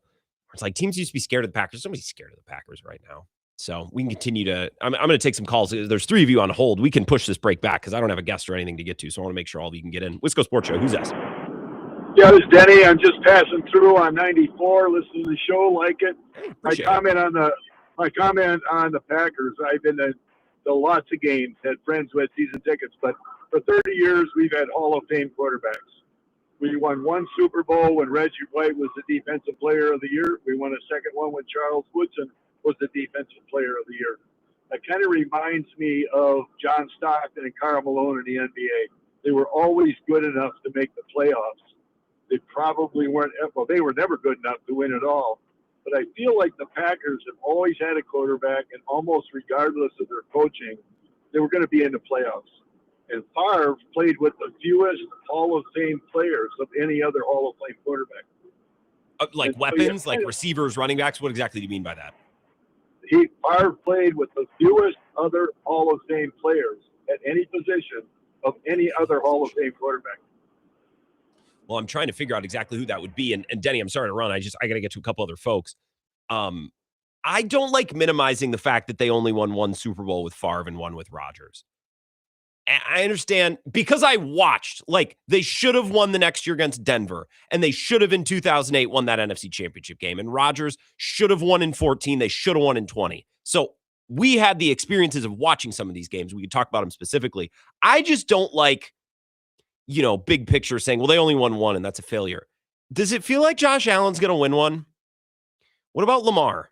You know what I mean? I'm not trying to carry water for my own team. I just think it's kind of a lazy way to be crabby and to hate on your team. Well, they only won one. Now, I know that's not what you're doing, Denny, but other people do that. It's like, okay, well, if it's that easy, what was Josh Allen's issue or, Marino's issue? What's Lamar's issue? Like, well, if you're great, of course you're going to win one. Oh, sure. Okay. Unless we count like 5 or 6 other quarterbacks that can, come to top of mind really, really quickly. I don't know. But Denny, the rest of your call, yeah, I think the Reggie White and the Charles Woodson point is really well founded. That was supposed to be Micah Parsons this year, and he was hurt. I think the Packers said, we need a closer. We need a guy who can go make those special plays to close games. And he did it in a game or two. He almost single-handedly won that Arizona game. He just got hurt. So, and look, they lost more games than they should have aside from injuries, but that was the calculus of this team. Wisco Sports Show, who's this? This is JB from Menasha. What's going on, JB? Thanks for listening up in Menasha. Hey, just started listening to your show a couple weeks ago. Really enjoyed listening on the way home from work. So I don't disagree with most of what you've been talking about the last couple of weeks, but I think we forget about how this team was ascending when they went to Denver. And they had just dominated Minnesota and just ran the ball and just got out of there and won. They were kicking the crap out of the Denver, and then Parsons gets hurt. And, that game is maybe understandable as the guys, they're human beings, and your best player is out for the year. And Love gets hurt the next game. We can complain about coaching then should have ascended them. But they were starting to rise to where we were talking about being a 1 seed, a Super Bowl contender. Yeah. And Parsons makes everyone better. Those guys played harder when he played. They played tougher when he played. And you took the nucleus of your crew, a Reggie White type of guy off the field, and that's what they needed. And, I agree with, I don't know where I'm at with the floor. I really like him as a person, and I think he's an all right coach. But sometimes we forget how big a loss that was because they were ascending. They probably beat Denver that day, and then they probably don't lose some of those other ones, and they don't get beat by the Ravens, and then this world may be a little different. So JB, this is a great call, and I appreciate you listening up on the Score in Menasha. Thank you. In case you are, let's say, a newer listener on the Score, this is what I said the day after the Broncos game. I want to go back and I want to live in the alternate reality where they have the ball in the third quarter and they look like the best versions of themselves. I don't think this is cope. I don't think this is me being a fanboy. The Packers looked like, to begin the third quarter against Denver, that they were about to get a signature win, the best win of the year, and that they were about to be playing their best football at the most important time. Jordan Love was great, and Matt LaFleur was shaking his ass, play calls up and down the field, and Watson looked like a stud, and they're dicing apart this Denver defense. And I'm like, here it is. You win today. Who in the NFC is a non-starter? Who can't you beat? You have a real shot at the division and maybe at the 1 seed if you keep playing at a high level. And at that point, we had reason to think that why not? Here we go. Here they're about to go on a run. And then it all came crashing down. Now, devil's advocate, JB, to that is, well, they did the same thing against the Bears and they blew it, without some crushing injury in the third quarter. So maybe they would have blown it against the Broncos too. But I'm with you, man. I think there's this alternate reality where Parsons and Watson don't get hurt in that game. They win and they're off to the races in the final month. I'd like to think that. We'll have no way of ever knowing. I got to take a break. If you're on hold, I promise I'll get to you. We'll be right back in 3 minutes. Right back to your phone calls next. This is the Wisco Sports Show with Grant Bills on the Wisconsin Sports Zone Radio Network.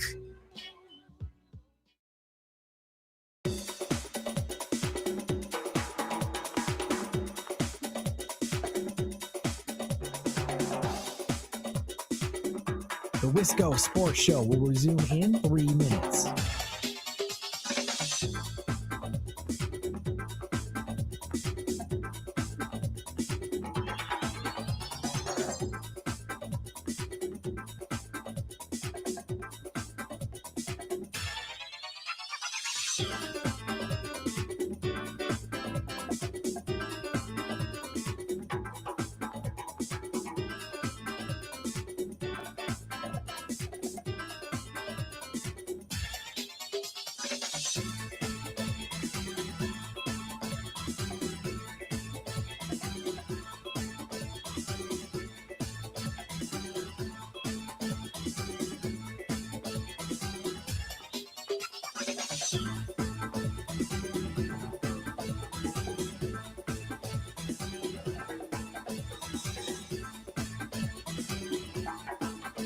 The Wisco Sports Show will resume in 2 minutes.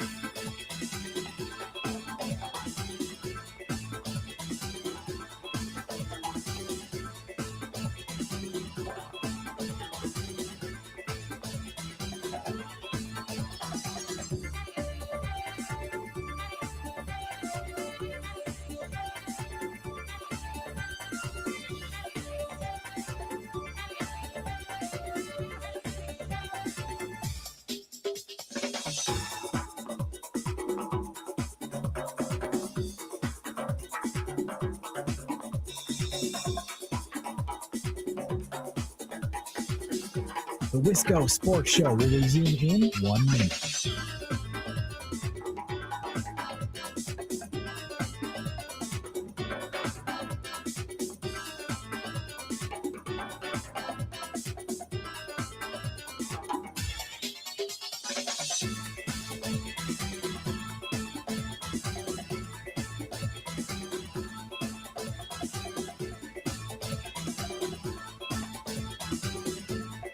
The Wisco Sports Show will resume in 30 seconds.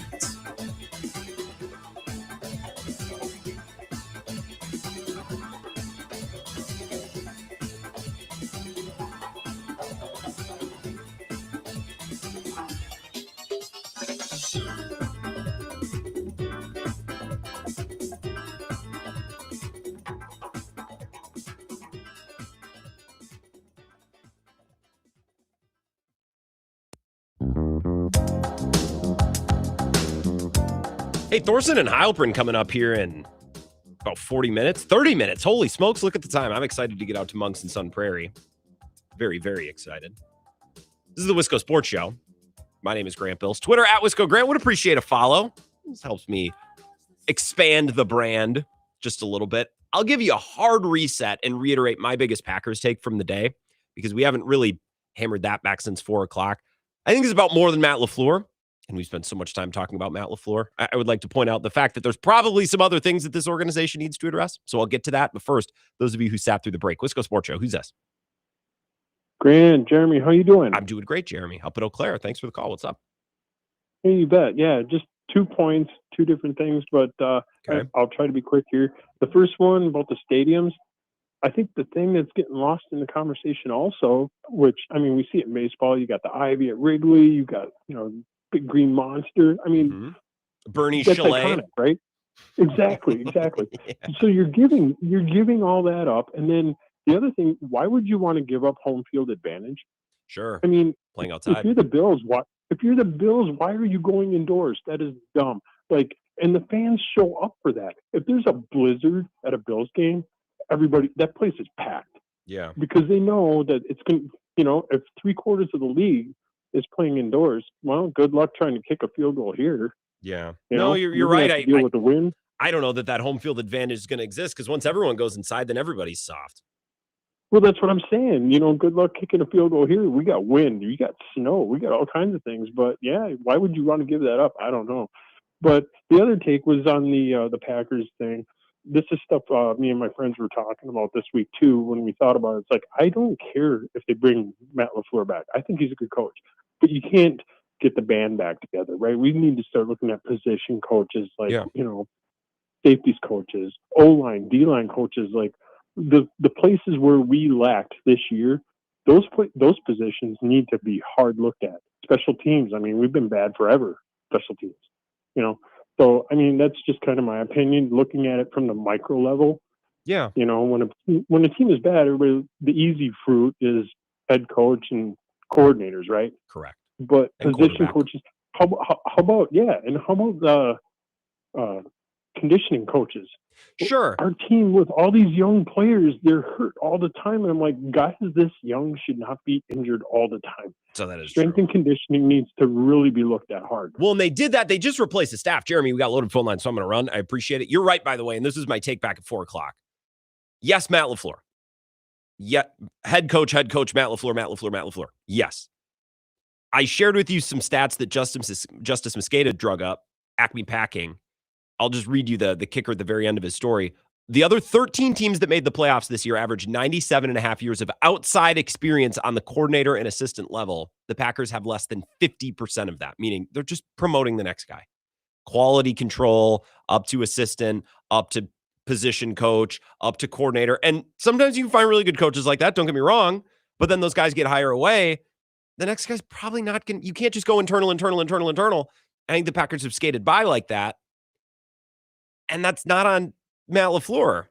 Now, if no one wants to come coach for Matt LaFleur, that's one thing. I think it's more likely the Packers don't want to pay because it's cheaper to do it the other way.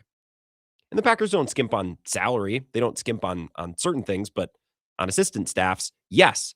And what have we harped on? Well, we've harped on many things, but something that we harp on a lot, which I think is the biggest thing with this Packers team, execution, attention to detail. You could say, well, he gets conservative. No, they dropping back plenty in the second half in Chicago. They didn't get conservative. They didn't just keep handing the ball off. They couldn't block, or they couldn't catch, or little misplays or little mistake. That's assistant coach stuff. That's real granular level stuff. I think the Packers are weak there. And maybe Matt LaFleur is not a Super Bowl coach, but I think just hanging all of this on Matt LaFleur is overly simplifying a pretty complex problem. All right, let's take another call here. Wisco Sports Show. Who's this? Mike in Eau Claire. Hey, what's up, Mike? Hey. Yeah, I think it all boils down to injuries, in my opinion. I was, after the game, I was like, yeah, get rid of LaFleur. But no, I've come back from that statement, and I'm like, no, he's not really the problem. I mean, Micah Parsons and Wyatt going out is, you know, a lot of people say Parsons and Kraft, you know, Kraft on offense for sure. We beat the Broncos without Kraft. We should have beat the Broncos. But then, like, Wyatt was such a big piece this year. He really took over the lead role for Kenny. Man, he did a good job. And like, he just, out of the top 15 teams in the league, the teams that win the Super Bowl don't have injuries. Sure, you got to stay healthy. Yep. I'll tell you my three teams that I think. The Houston Texans don't have any injuries on defense, and they're looking good. The Rams don't have injuries on defense. They're looking good. And Seattle doesn't have any injuries on defense. They're looking good. So that's my Super Bowl prediction. One of them three teams. I let like you go, Grant. Well, I appreciate it, Mike. Thanks for listening and calling up at Eau Claire. So once Micah Parsons went down, I don't think the Packers were capable of winning a Super Bowl. Ryan Wood said that. Lots of writers said that. Like, you can't win a championship without Kraft and without Parsons and without Wyatt. My pushback on that, Mike, and I think you would agree, is injuries should not have prevented them from beating the Bears either time. But specifically, let's just talk about the game in the regular season. Shouldn't have prevented them from losing to the Browns or the Panthers. So we're allowed to judge the leadership and the way this team executes in individual games, even while recognizing that, well, yeah, they were never going to win the Super Bowl. So sure, they probably weren't going to win the Super Bowl with all those guys, but does that mean we can't judge what they did against the Bears on Saturday night, which is they pooped their pants? So if Parsons and Wyatt and Kraft were all healthy, what if they get to the NFC Championship game and poop their pants? We're still talking about some of the same issues. I think we can still evaluate this team and some of the issues they have, while recognizing that, yeah, the injuries probably set them back a great deal as well. I think we're talking about two separate things there. Wisco Sports Show, who's this? Hello? Line number one? All right, I'm going to come back to you. I'm going to put you on hold. Wisco Sports Show, who's this? Dean, how are you doing? I'm great, Dean. How about you? Good. I got to get something off my chest. I just haven't heard anyone say it. So, go ahead. There were 4 plays in that Packer game of 3 of them fumbles. Jacobs fumbled, Watson fumbled, and I think Love fumbled or a snap or something. But then also the Bears going for it at their own 32 on 4th down. That all went the Packers' way.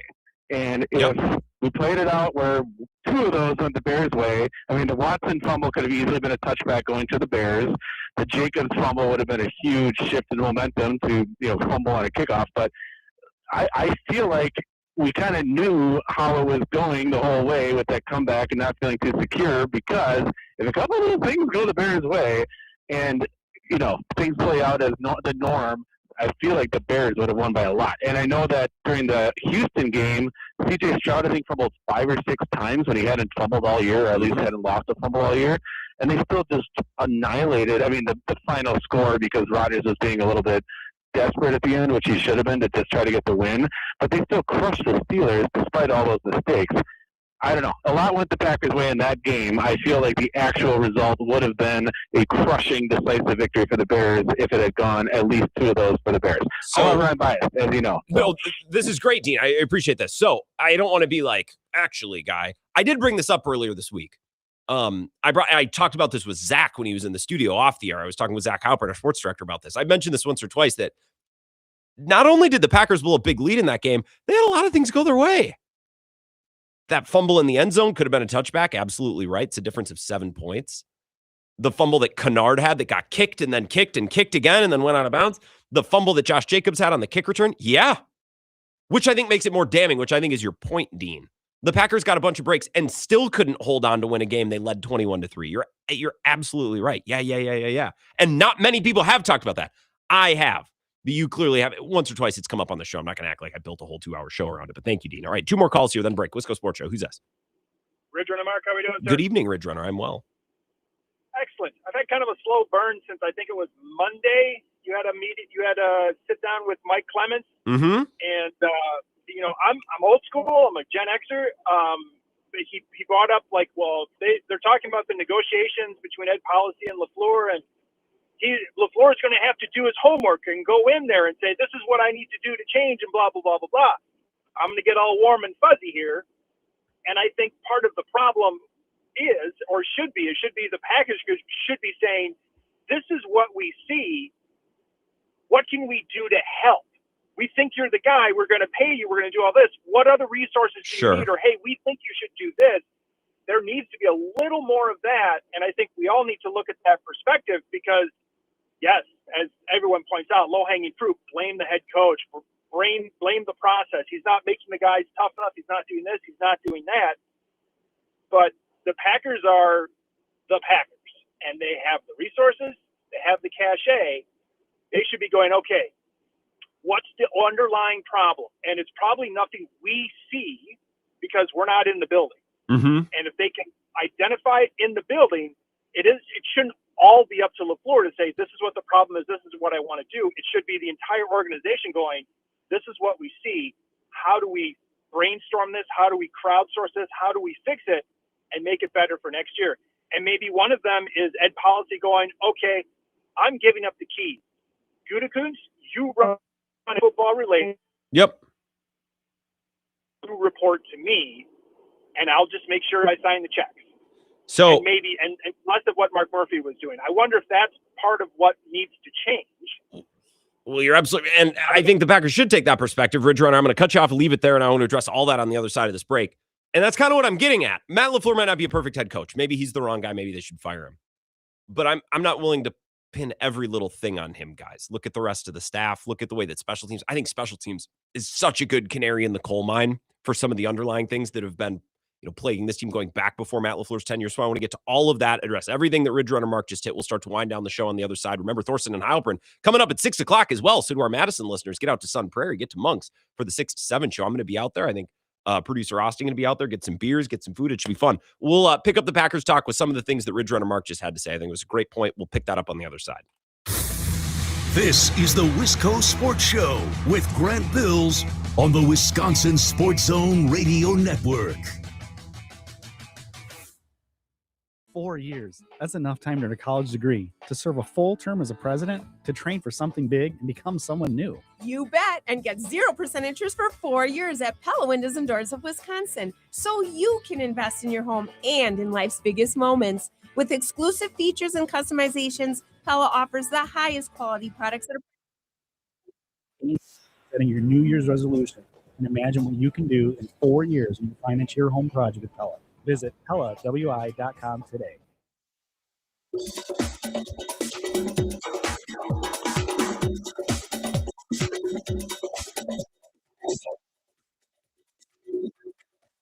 Sports Show will resume in 5 minutes.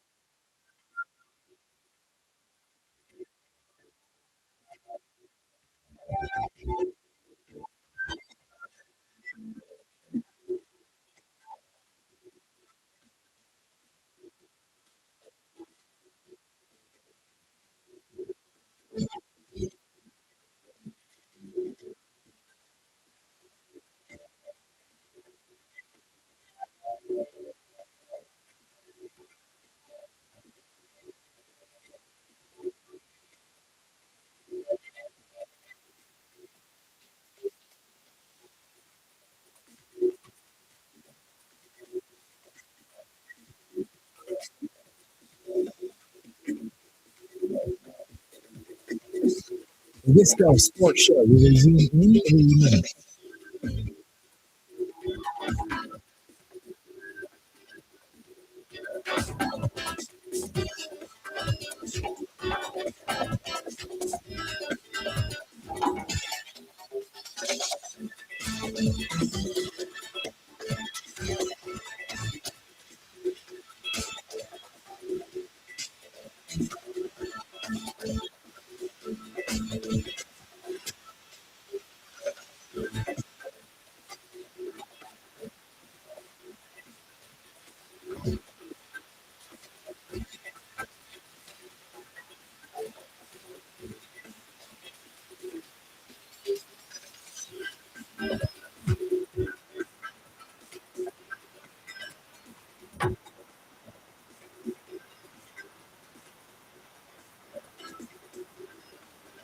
The Wisco Sports Show will resume in 2 minutes.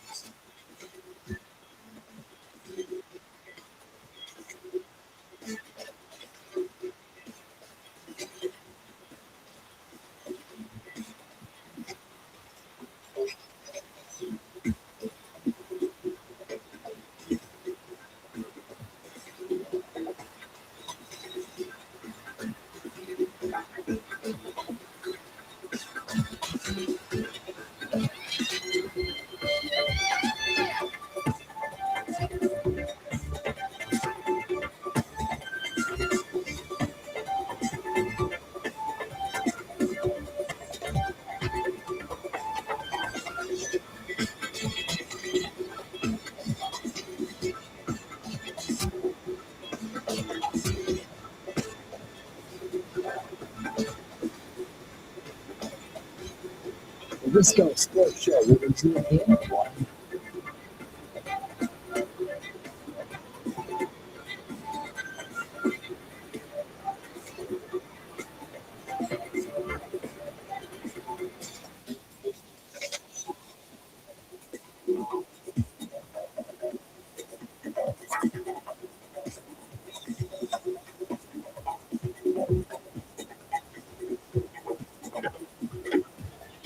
The Wisco Sports Show will resume in 30 seconds.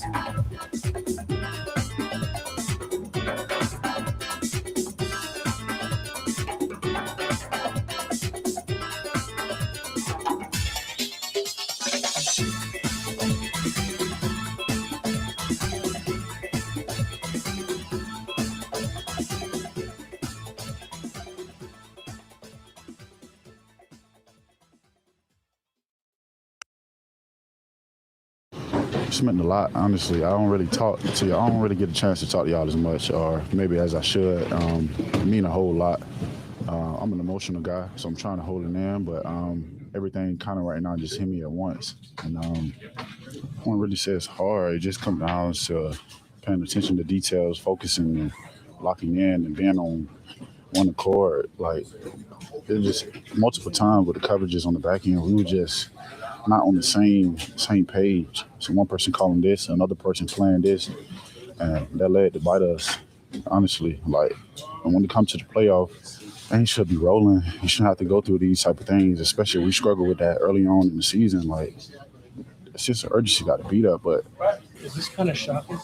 Yeah, for sure, because honestly, as bad as I want to sit right here and say we should have won that game, we didn't execute. And that's been a problem for us, honestly, just finishing game, putting guys away. Even before I got here, I feel like that's always been a part of this organization when it comes down to big games, like finishing the games, whether you start out strong in the first half, it come down to can you finish? Nobody cares what you did in the first half. It's also it just come down to when the fourth quarter hit, double zeros or whatever the case may be, like we have more points than them, and that hasn't been the case at all, honestly. Quay Walker, again, this is what I'm trying to tell you. There are issues with the Packers that extend past Matt LaFleur. And if you think Matt LaFleur needs to go for some of those issues to be resolved, and that's just the first step, all right, fine. If you think he sucks, again, I think everything regarding Matt LaFleur is on the table and has been for the last week or two. But if you think that's going to fix everything, I just don't know that I agree. Because some of these issues, these playoff shortcomings, these, getting tight in the fourth quarter, not being able to execute at the most important time, bad special teams, these things have predated Matt LaFleur. Predate, all the way back to Mike McCarthy. in 2014 or playoff games in the early 2010s, 2020 against the Bucks, 2021 against the Niners. Like that was, yeah, some of those games are Matt LaFleur, but it predates Matt LaFleur. I think it's organizational. So I really liked what Ridger and Mark said before that last break. Ed Policy and Brian Gutekunst, if they're going to extend Matt LaFleur, got to sit down with them like, okay, what can we do here? What more needs to be done? What kind of adjustments or what further investment needs to be made around you that's going to change this? Because players keep coming in, and I'll give you a cut from Mike Daniels here in a sec. He talks about, the culture, some of the players in Green Bay over the years that I think matters too. I think it extends just past the head coach. But first, let's take a call. Wisco Sports Show. Who's this? Well, things ain't always what they seem, so wake up and get out of race scenes. Mad Max from the tunnels. Hey, Mad Max, how's it going tonight? Good. Yeah, pretty good. I just want to say I think you're spot on about your stadium take earlier, just all the indoor stadiums away from us because of woke, and it's just really sad. Can you say that one more time? I heard because of woke, and it's sad. You cut out for just a sec. Yeah, because it's the cabal is just trying to take away outdoor football from us because of woke, and they're just giving us all these cookie cutter indoor stadiums, and it's just taking the heart and soul out of the game. But what reason would the cabal have to take away the heart and soul? Grant, I'm losing you a little bit. Sorry. No. What reason would the cabal have to take away the heart and soul of these football stadiums? Just to demoralize the people, just to, because that's what they do. That's why the Foxconn Dome just is all about making clones and conformity, just to demoralize the common people. That's just what they do, and it's just a way for them to take power over us. But anyways, I wanted to talk about something else. Actually, with all the Matt LaFleur discourse, the one thing that bothers me this week is that whenever anybody in media or especially state media uses this tactic a lot, whenever they have to give the slightest criticism to Matt LaFleur, they always have to qualify by saying like, oh, well, he's a really nice guy. And it's just like, well, I hate to call for people's firings. It's just like, why do we need to do that? It's just, he's like, being a nice guy isn't a qualification for being the head coach of the Green Bay Packers. And I know the players are doing the same thing, which I get from their vantage point, because like if you think your boss is going to be around next year, you don't want to publicly bash him. I mean, that'd be terrible self-preservation. But that's just one thing that always bothers me, because I like to think I'm a kind, generous man, Grant, but But I'm under the gun at work with all these government contracts right now. And if I don't meet these deadlines that I'm chasing, my ass is going to be in the jackpot. It doesn't matter how nice of a guy I am at that point. And do you think Bears fans are enjoying life? Do you think Bears fans enjoyed life better, with the nice guy Matt Eberflus, or do they like the D-bag? Are they having more fun with the D-bag who turned them around in his winning games? So yeah. I just get really tired of that whole, oh, well, he's a nice guy. And just before we criticize him, we just have to qualify that. I just don't understand that at all. I don't like that. Well, I never want to call for someone's job. Okay, well, you're not, but I hate when people have to say that. Like, we are talking this time of year about whether or not coaches should stay employed, right?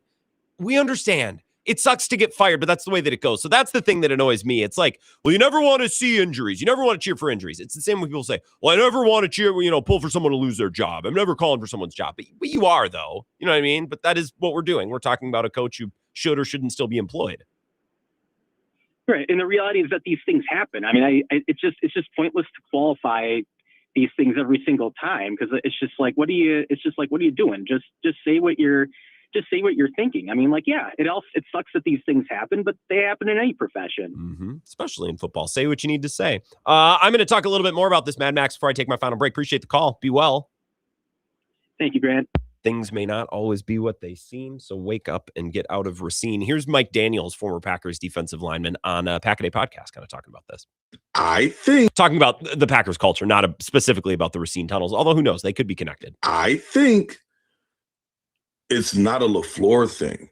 There's a hatred that in Green Bay we don't have. Anthony Barr dropped on Aaron Rodgers. Yep. They were celebrating like the king is dead. These guys hate us. And when I would say we lost to the Lions, and I remember saying, I don't care if I got to punch somebody in the face. And they said, yo, tell this guy to shut up. All right. But every time I turn around, one of our guys is getting knocked out the game. Yeah. And we're not delivering the same love back. You get what I'm saying? To the opponents. And when we have the guys that can do it, it's like, yo, chill out. Yo, man, yo, relax, man. Yo, chill out. You're doing too much. I've watched guys in college be killers. Yeah. Played against some of them. They were not that same guy after playing in Green Bay for a couple years. That's Mike Daniels. I think he was released in 2019, early summer, June of 2019, something like that. You know, a lot of that predates Matt LaFleur. It's just interesting perspective. I'm not telling you that Matt LaFleur is the world's best coach. I'm just presenting the case tonight that, like, I think this is bigger than just a head coach, folks. Sam Ulver. Okay, when we come back, maybe we'll connect with Zach and Ebo for a minute. They're standing by. Monks and Sun Prairie for Thorson and Heilprin. I'll also give you Bill's response. I thought he had a really good quote from a time where he actually talked with Mike Daniels back in the day. He gave a response to that earlier, so I'll play you that next, and we'll talk with Ebo and Zach. This is the Wisco Sports Show with on the Wisconsin Radio Network.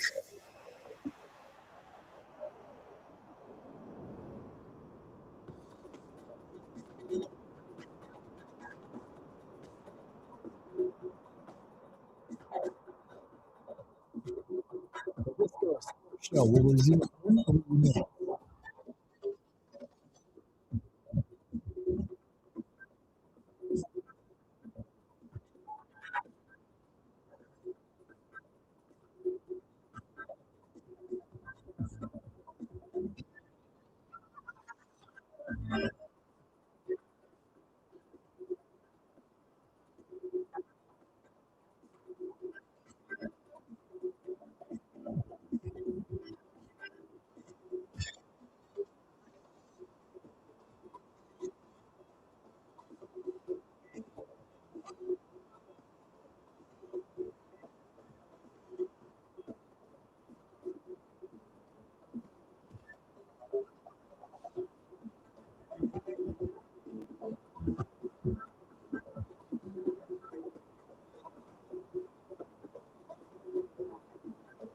The Wisco Sports Show will resume in 2 minutes.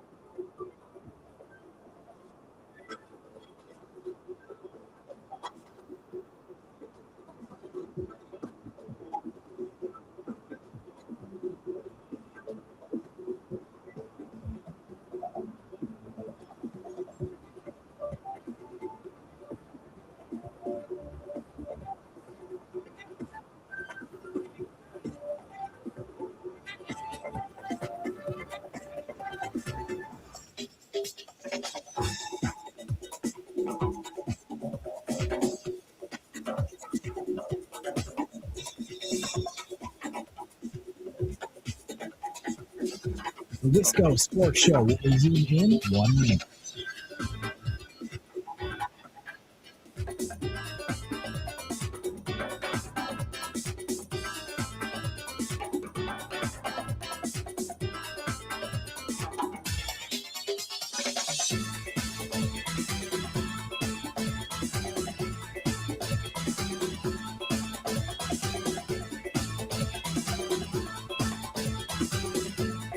The Wisco Sports Show will resume in 30 seconds.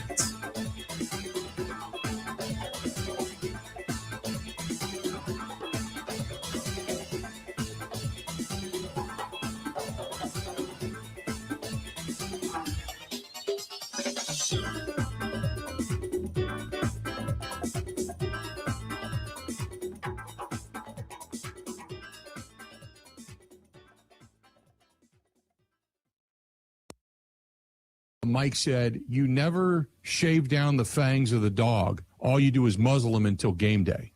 And Mike Daniels said that? Yeah. Well, that's awesome. Which is a great, which is a great statement.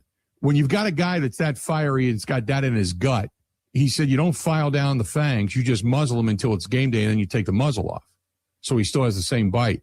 And maybe that's a very good metaphor for what's happening in Green Bay? I don't know specifically. Played you some comments from Mike Daniels. I played him from Bill earlier, and Bill's like, yeah, I remember Mike Daniels said one time, you don't file down the fangs of the dog. You just put a muzzle on him until game day. And every once in a while, Bill will say something like, do you realize how, like, that's a good line, dude. Like he said last week, just off the cuff. He's like, the Packers need to stop playing like the clock is their friend and start playing like the Bears are the enemy.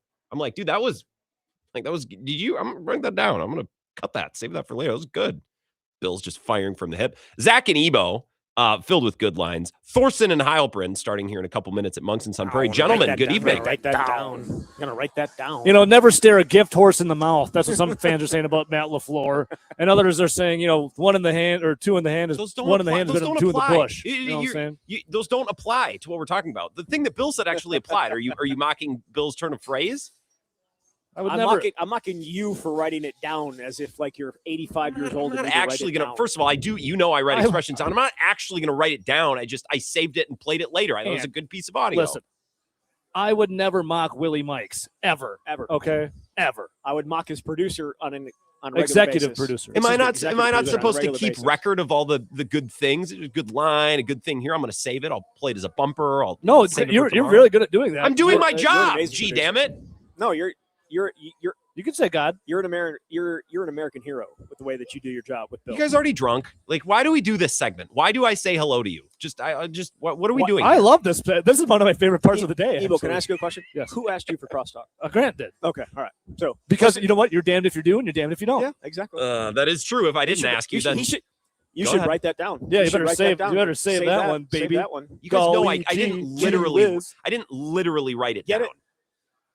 Oh, you know, he's got a post-it note somewhere, or he's got like a. Well, I wrote down the timestamp. Grant, that he writes it down. Grant, write this down. If you want to run with the big dogs, you better learn how to pee in the tall grass. You know, it's funny that you say that, Ebo. I have an expressions page. I've showed this to Zach before. I write down expressions. The last one that I wrote down the other day, I wrote down. I can't remember where I heard this. If you're going to be a bear, be a grizzly. I thought that was clever, but I can't remember where I heard it. But I did write it down. Hey, I'd say be a polar, but okay. If it's black, fight back. If it's brown, go down. That's for bears, by the way. Bears. Polar doesn't have as good of a ring. This is why you're. I think they murder you. Polar bears, they're the best of all the bears. If it's white, be a polar. Yeah.